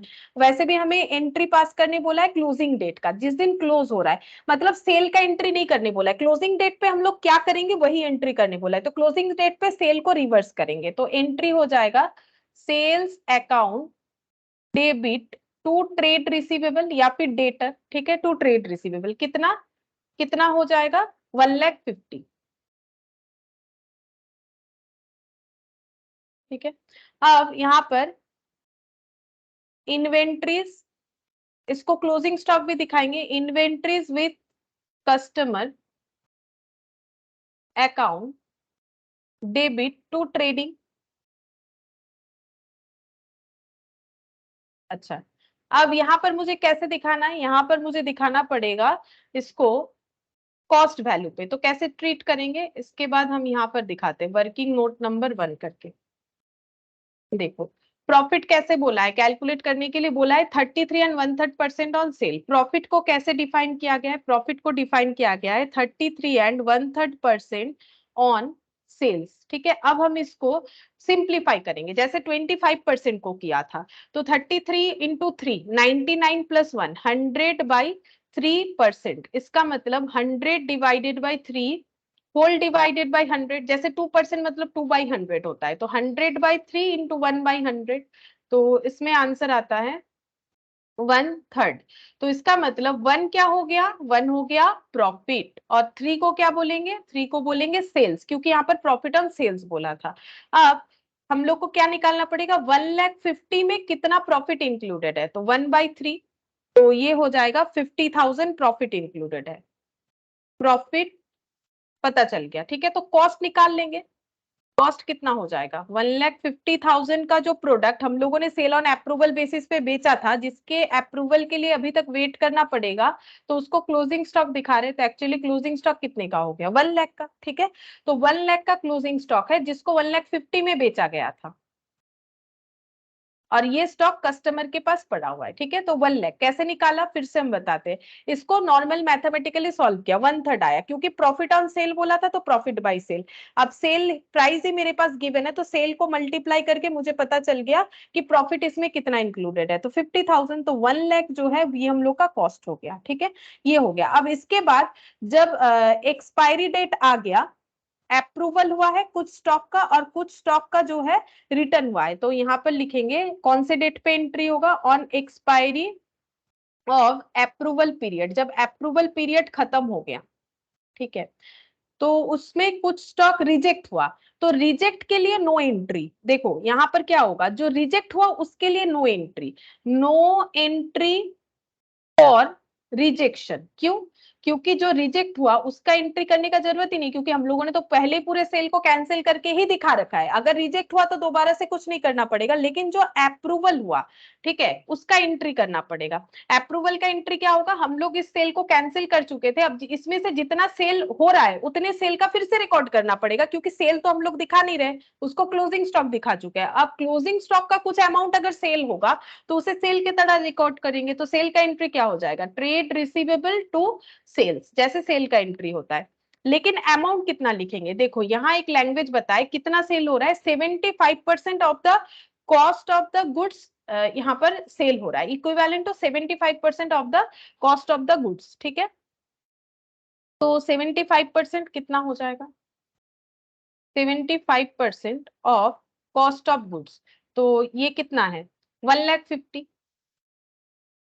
1,50,000 का 75% उन्होंने खरीदने का सोचा है कस्टमर ने, तो उतने का हम लोग को क्या करना पड़ेगा, सेल का एंट्री पास करना पड़ेगा। तो 1,12,500, 1,12,500। देखो 75% जो है उतना सेल होगा। देखते हैं, देखो क्या किया इन्होंने, ये रहा। ठीक है, ये देखो, और रिजेक्ट कितना हो गया, 37, मतलब 25% रिजेक्ट हो गया। 75% अगर अप्रूव्ड है तो इसका मतलब बाकी 25% रिजेक्ट हो गया। 37,500 यहाँ पर लिखा है इन्होंने, there is no need to pass the entry for the return of the goods as they have already been reverse, तो इसीलिए कोई एंट्री करने का जरूरत नहीं, और जो एक्सेप्ट किया उसका हमें एंट्री कर देना पड़ेगा, तो एंट्री कर दिया।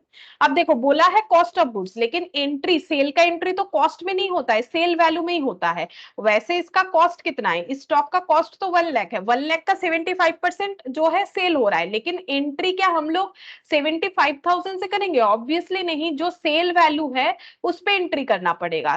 देखना है ना कि हम लोग किस चीज का एंट्री कर रहे हैं, अगर डेटर और सेल्स से रिलेटेड एंट्री हो रहा है तो हमेशा सेल्स वैल्यू पे होगा, और अगर इन्वेंट्रीज का एंट्री हो रहा है, स्टॉक का एंट्री होता है, परचेज का एंट्री होता है, तो वो कॉस्ट पे होता है। तो इतना सेल हुआ, क्योंकि अप्रूवल के लिए वेटिंग चल रहा था, तो फिर हम लोगों ने सेल को कैंसिल कर दिया, सेल का एंट्री तो किया नहीं है, सेल का कैंसिल, फिर उसको क्लोजिंग स्टॉक दिखा दिया। फिर जो रिजेक्ट हो गया उसका एंट्री करने का जरूरत नहीं, क्योंकि ऑलरेडी ये तो जो है रिवर्स, मतलब सेल नहीं दिखा रहा है बुक्स ऑफ अकाउंट्स में, क्लोजिंग स्टॉक दिखा रहा है कस्टमर के पास पड़ा हुआ। अब इस क्लोजिंग स्टॉक में से 75% जो है उन्होंने लेने का सोचा है, सेल होगा, तो फिर से सेल का एंट्री करना पड़ेगा, क्योंकि सेल तो पूरा ही रिवर्स हो चुका था, तो जितना सेल होगा इसका 75% का हम लोगों ने एंट्री कर दिया। और जो नहीं एक्सेप्ट हुआ, रिजेक्ट का एंट्री करने का जरूरत नहीं होगा, क्योंकि ऑलरेडी रिजेक्ट है।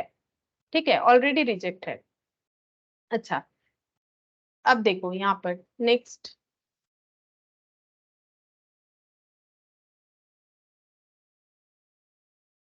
Illustration 4।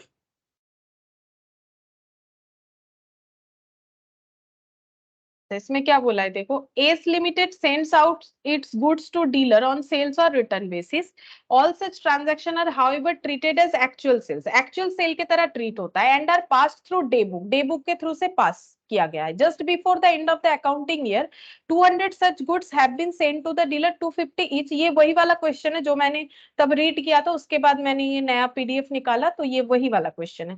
250 each at cost of 200, यानी 50 रुपीज प्रॉफिट में सेल हुआ है ऑन सेल और return basis, debited to his account. Out of this यहाँ पर sorry of this goods on 31st March 2020 50 were written, 70 were sold, while for the other goods date of return has not yet expired. ठीक है, तो बाकी goods के लिए अभी तक एक्सपायरी डेट जो है नहीं आया है। तो जो सेल हुआ था, ये देखो स्टोरी क्या है, यहाँ पर 250 में गुड्स भेजा गया था जिसका कॉस्ट है 200, ये सेल प्राइस है, ये कॉस्ट प्राइस है, तो प्रॉफिट कितना हो रहा है 50 रुपीज। ठीक है, अब जो स्टॉक भेजा गया था उसमें से 50 रिटर्न हो गया, नंबर ऑफ स्टॉक 50 रिटर्न हो गया, 70 सोल्ड हो गया। ठीक है, और कितना स्टॉक भेजा गया था, यहाँ पर बोल रहा है 200, 200 में से 50 रिटर्न 70 सोल्ड, तो बाकी जो बचा हुआ है वो उसके लिए अभी वेट करना पड़ेगा उसके अप्रूवल के लिए। तो बाकी कितना हो रहा है वो देखते हैं। देखो बाकी हो रहा है हम लोग का 80 हो रहा है, वेटिंग फॉर अप्रूवल। बस इस बेसिस पे हम लोग को करना है एंट्री और कुछ नहीं। ठीक है, तो 4th नंबर का करते हैं। देखो यहाँ पर सबसे पहले सेल्स, अच्छा कब का एंट्री करने बोला है देखते हैं। पास entries on 31st March 2020, 31st March 2020 को सारा एंट्री करने के लिए बोला है। तो 31st March 2020 को क्या एंट्री होगा, सबसे पहले हमें एंट्री करना पड़ेगा जो रिटर्न। देखो सेल का एंट्री तो पहले हुआ होगा, अब 31st मार्च को आके एक ऑर्गेनाइजेशन को कैसा एंट्री करना पड़ेगा, अगर वो सेल ऑन अप्रूवल बेसिस पे कोई एंट्री पहले कर चुका है तो जितने स्टॉक जो है एवेटिंग फॉर अप्रूवल है उसको पहले क्लोज करना पड़ेगा। ठीक है, और जो रिटर्न हो गया उसका एंट्री भी करना पड़ेगा। तो यहाँ पर लिखते हैं सेल्स रिटर्न, पहले रिटर्न का एंट्री करते थे क्योंकि क्वेश्चन में रिटर्न का बात ही पहले हुआ था। ये देखो ऑफ दिस गुड्स 31st मार्च को ही रिटर्न हुआ है 50 यूनिट, तो sales return account debit to trade receivable, जो रिटर्न हुआ कितना 50। अच्छा इसका वैल्यू कितने से करें, बोलो रिटर्न कितने से दिखाई, 250 से या 200 से, बताओ रिटर्न कितने से दिखाई, 250 या 200? 250 सेलिंग प्राइस, जब सेल्स रिटर्न का एंट्री होता है तो किस में होगा बोलो, 250 से होगा कि 200 से होगा? 250 सेल वैल्यू है ना, तो सेल जितने में रिकॉर्ड हुआ रिटर्न भी उतने से ही रिकॉर्ड करेंगे। 12,500 का सेल्स रिटर्न हो चुका। ठीक है, मतलब हम लोगों ने ये वाला कर लिया।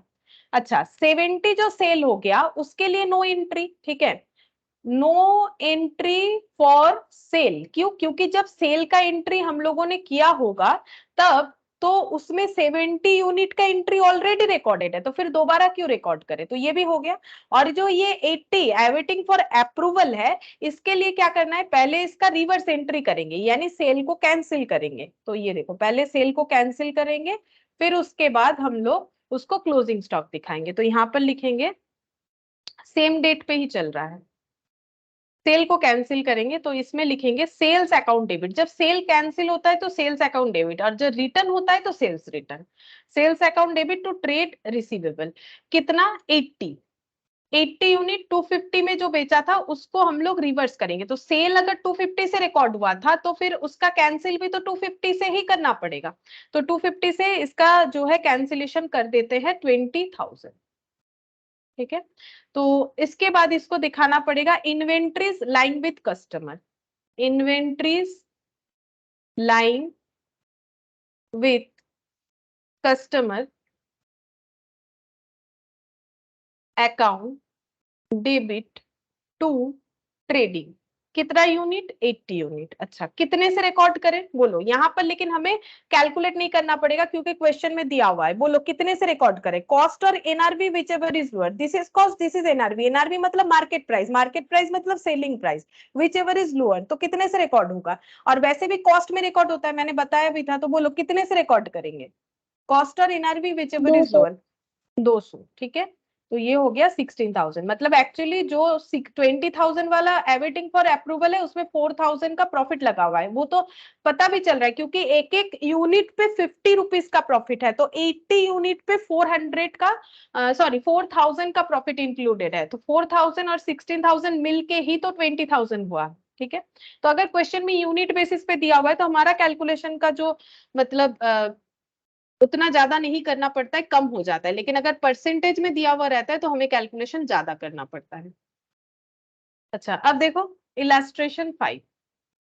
अब धीरे धीरे चीज जो है समझ में आने लगेगा। ठीक है, स्टार्टिंग में थोड़ा सा प्रॉब्लम तो होता है कैलकुलेशन में। अब देखो इसमें क्या बोला है, Kelly company sent out its gas container to dealer on sales और रिटर्न बेसिस। तो ये अपने डीलर को सेल्स और रिटर्न बेसिस पे कुछ गैस कंटेनर बेचे हैं। ठीक है, भेजे हैं, बेसिकली सेल और रिटर्न है, बेचा तो नहीं है, वो तो कंफर्मेशन के बाद ही पता चलता है। All such transactions are however treated as actual sales and pass through demo. तो हमें सेल की तरह ट्रीट करना है। Just before the end of the financial year, 100 gas container which cost 900 each have been sent to the dealer on sale or return basis and have been debited to his account at 1200 each। बोल रहा है कि financial year and होने के पहले 100 gas container जो है भेजा गया है किसको, इनके डीलर को। ठीक है, कैली कंपनी ने इनके डीलर को 100 गैस कंटेनर भेजा है जिसका कॉस्ट उनको 900 करके आया था, लेकिन उन्होंने 1200 में उनको बेचा है। ठीक है, तो एक एक गैस कंटेनर पे कितना प्रॉफिट लगाया होगा, 900 में खुद खरीदा था और दूसरे को बेच रहा है 1200 में, तो कितना प्रॉफिट हो रहा होगा, 300। ठीक है, out of this only 20 gas container sold at 1500 each. बोल रहा है इसमें से 20 गैस कंटेनर बिका, ठीक है, लेकिन 1500 में बिका, 1200 का 1500, मतलब बाद में बार्गेन हुआ और जो सेलर है उन्होंने अपना प्राइस जो है वो बढ़ा दिया। जैसे कि देखो मैंने बताया भी था तुम लोगों को, ये देखो अगर इंक्रीज हो जाता है सेलिंग प्राइस तो उतने से सेल और भी रिकॉर्ड करना पड़ेगा। आ गया वो वाला पॉइंट। हम लोग को बोल रहा है you are required pass necessary journal entries and for the purpose of profit and loss account and balance sheet. ठीक है, तो जर्नल एंट्री करके दिखाने के लिए बोला है। ठीक है, तो जर्नल एंट्री करके दिखाते हैं, देखो कैसे होगा। यहाँ पर पहले सेल हो जाएगा तो trade receivable account debit to sales. तो कितना सेल हुआ, 100 गैस कंटेनर 1200 करके सेल किया है, ये देखो लिखा हुआ है 100 गैस कंटेनर जो 900 इनका कॉस्ट आया। अब कॉस्ट में कौन बेचता है, प्रॉफिट लगा के बेचेगा 1200 करके, तो ये हो जाएगा 12,000, नहीं 1,20,000। ठीक है, 1,20,000 में सेल हो गया। अच्छा, उसके बाद क्या हुआ, यहाँ पर बोल रहा है out of this 20 gas container are sold at 1500 each. फिर बोल रहा है 20 गैस कंटेनर सेल हुआ है 1500 ईच करके।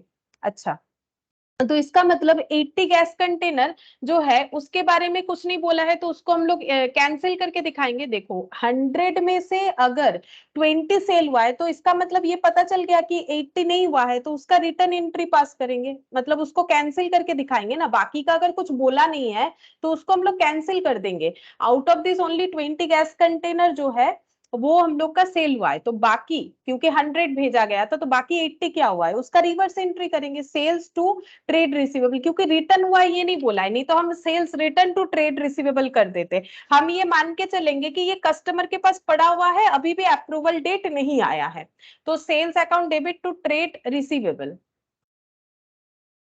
कितना हो जाएगा 80, जिसका कोई कंफर्मेशन नहीं आया, 1200 करके ये बेचा गया था तो 1200 करके इसका रिवर्स एंट्री देना पड़ेगा। ठीक है, और जो अप्रूव्ड हो गया उसके लिए तो कोई एंट्री करने का जरूरत नहीं है, जो सेल हो गया उसके लिए तो कोई एंट्री नहीं करेंगे, तो जो सेल नहीं हुआ उसका रिवर्स एंट्री और इन्वेंट्रीज वाला entry, inventories lying with customer to trading account. ठीक है, inventories lying with customer to trading account. अच्छा, ये कितना हो जाएगा, कितने सारे कस्टमर के पास पड़े हुए 80 यूनिट, 80 गैस कंटेनर इनटू 900 करके, क्योंकि कॉस्ट तो 900 करके था, तो कितना हो जाएगा 72,000। ठीक है। अच्छा, अब आगे देखते हैं क्या बोला है। You are required to pass necessary adjustment entry for the purpose of profit and loss account and balance sheet. Profit and loss और बैलेंस शीट बनाने के लिए एंट्री करने बोला है। ठीक है, हम लोग एक बार यहाँ पर देख लेते हैं क्या क्या एंट्री किया मैंने। ट्रेड रिसीवेबल, अच्छा यहाँ पर मैंने और एक एंट्री भी तो मुझे करना था। ये जो 1500 में सेल हुआ इसके लिए एंट्री करना पड़ेगा ना, वो तो हम भूल ही गए करना, उसका भी तो एंट्री करना पड़ेगा। तो उसका एंट्री हम यहाँ पर कर देते हैं। इसके बाद होना चाहिए ट्रेड रिसीवेबल, इसके बाद ये फर्स्ट एंट्री, ये थर्ड हो जाएगा। हम सेकेंड एंट्री यहाँ पर कर देते हैं। जो सेल हुआ वो ज्यादा वैल्यू में सेल हुआ तो उसका फिर से एंट्री होगा trade receivable account debit to sales बोल के। कितने से एंट्री होगा, ये देखो 20 यूनिट सेल हुआ 1500 करके, तो कितना एक्स्ट्रा और भी सेल को रिकॉर्ड करना पड़ेगा 1200 करके, तो सारे रिकॉर्डेड है। अब जितना 20 यूनिट अगर 1500 करके रिकॉर्ड करना है तो उसमें तो 1200 ऑलरेडी रिकॉर्डेड है, तो और 300 से मुझे सेल को इंक्रीज करना पड़ेगा। जैसे मैंने कैलकुलेटर का एग्जांपल दिया था, 500 में बेचा, फिर बोला मुझे 600 देने के लिए, तो अगर 600 देना है तो जो सेलर है वो कितने से एंट्री करेगा, 500 तो ऑलरेडी कर रखा है उसने, और 100 रुपए का एंट्री करेगा।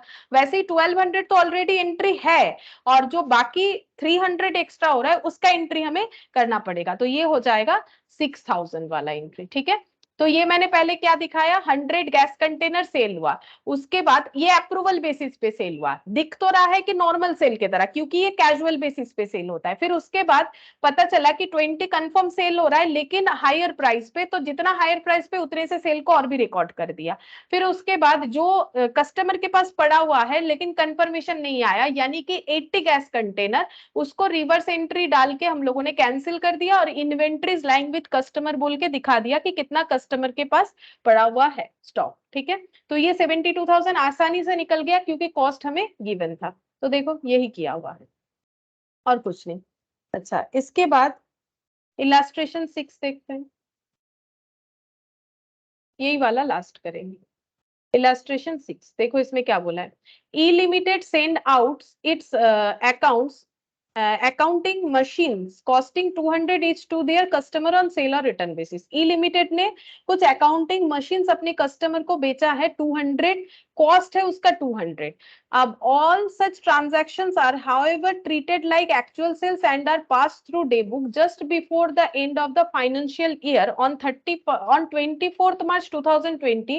300 such accounting machines were sent out at invoice price of 280 each। ठीक है, तो बोल रहा है कि ये नॉर्मली अपने पास, इनके पास जो अकाउंटिंग मशीन्स है जो इन्होंने किसी से खरीदा है, मार्केट से खरीदा होगा बेचने के लिए 200 करके, ये अपने कस्टमर को जब भी ये मशीन बेचते हैं तो अप्रूवल बेसिस पे ही बेचते हैं। ठीक है, और उसको नॉर्मल ट्रांजैक्शन, सेल ट्रांजैक्शन की तरह ट्रीट करते हैं। अब इनका अकाउंटिंग ईयर खत्म होने के जस्ट कुछ दिन पहले, नॉर्मली 31 मार्च को खत्म होता है, उसके कुछ दिन पहले यानी 24 मार्च को क्या हुआ, इन्होंने 300 अकाउंटिंग मशीन्स बेच दिए हैं जिसका इनवॉइस प्राइस लगाए उन्होंने 280। अब ये इनवॉइस प्राइस क्या है, मतलब इनवॉइस पे ही बिल बनता है, यानी 200 का मशीन 280 करके इन्होंने बेचा, 80 रुपीज प्रॉफिट लगा के, यानी सेल प्राइस। इनवॉइस प्राइस का मतलब सेल प्राइस, प्रॉफिट लगाने से उसे बोला जाता है invoice price. Out of which only 90 accounting machines are accepted by the customer. तो 300 में से 90 मशीन्स कस्टमर ने एक्सेप्ट कर लिए 250 ईच करके। ठीक है, लेकिन कस्टमर ने बार्गेन किया, बोला कि नहीं हम 280 में तो नहीं खरीदेंगे, 250 में खरीदेंगे। And as to the rest no report forthcoming. और बाकी जो मशीन है उसके लिए अभी भी कोई मतलब कंफर्मेशन नहीं आया, कोई रिपोर्ट नहीं आया। So the journal entries in the books of the company for the purpose of preparing final accounts for the year ended 31 मार्च 2020। हम लोग को 31 मार्च 2020 का एंट्री करने के लिए बोला है। तो देखो कैसे होगा। सबसे पहले हम लोग यहाँ पर लिखेंगे 24 मार्च का मुझे एंट्री करना पड़ेगा। 31 मार्च के पहले तो 24 मार्च है। 24 मार्च को क्या हुआ है, 300 जो है मशीन्स सेल किया गया है, 300 मशीन 280 करके। तो एंट्री हो जाएगा ट्रेड रिसीवेबल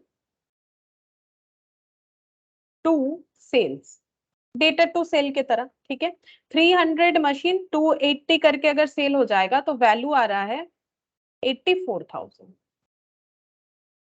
सेल हो गया।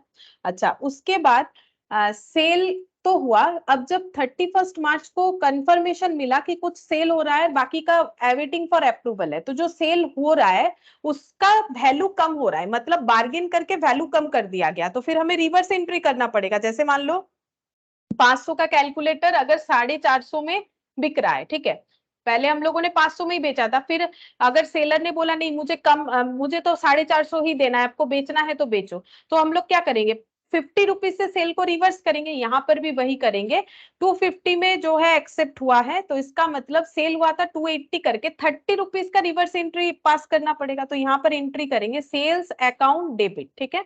अच्छा, कितना सारा सेल हुआ, 90 यूनिट, ये देखो यहाँ पर बोल दिया है, यहाँ पर 90 अकाउंटिंग मशीन जो है सेल हुआ है। तो कितने में सेल हुआ है, 280 माइनस 250 करेंगे, सेल तो ऑलरेडी रिकॉर्डेड है लेकिन कम वैल्यू में हुआ है, तो फिर रिवर्स एंट्री करना पड़ेगा। तो 30 इंटू 90 मतलब कितना हो जाएगा, 30 इंटू 90 2700, यहाँ पर लिख देते हैं 2700। सेल्स टू ट्रेड रिसीवेबल 2700 से मैंने सेल को कम कर दिया। यहाँ 300 में तो 90 रिकॉर्डेड था ही, लेकिन 90 को मुझे कम करके दिखाना है, 90 यूनिट को कितने से, 2700 से, तो मैंने उतने से कम कर दिया, ठीक है। अच्छा, इसके बाद क्या करेंगे, जो कस्टमर के पास पड़ा हुआ है जिसका कोई कंफर्मेशन नहीं है, उसको हम रिवर्स एंट्री करना पड़ेगा। तो sales account debit to trade receivable, वो कितना क्वांटिटी में है, 300 में से 90 का कोई कंफर्मेशन अभी तक नहीं मिला है, ठीक है। तो ये कितना हो जाएगा, 210 यूनिट।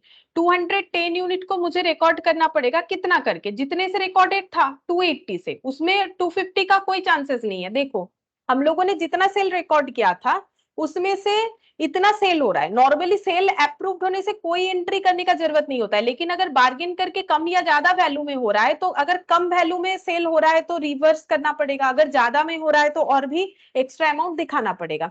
अब ये एंट्री होने के बाद यहाँ पर बोल रहा है कि बाकी चीजों का अभी तक कोई अप्रूवल नहीं आया, तो बाकी जितने भी सेल हुए उसको रिवर्स एंट्री करेंगे, जितने में सेल रिकॉर्ड हुआ था उतने से रिवर्स करेंगे। तो 21 इंटू 28, तो ये हो गया 58800, ठीक है, इतने से रिवर्स हो जाएगा, ठीक है। तो ये हो गया, रिवर्स कर दिया। अब इन्वेंट्रीज दिखाना पड़ेगा, inventories with customer to trading account, ठीक है। कितना यूनिट, 210 यूनिट, कितना करके दिखाएंगे, जितना इनका कॉस्ट आया था, कॉस्ट में दिखाना पड़ेगा। कॉस्ट कितना है, 200, कॉस्ट और NRV whichever is lower, तो कॉस्ट कितना है 200, तो 200 से दिखाएंगे। तो ये हो गया 42,000, ठीक है, 42,000 से ये एंट्री हो जाएगा, क्योंकि यहाँ पर कॉस्ट देखो 200 करके था, 42,000।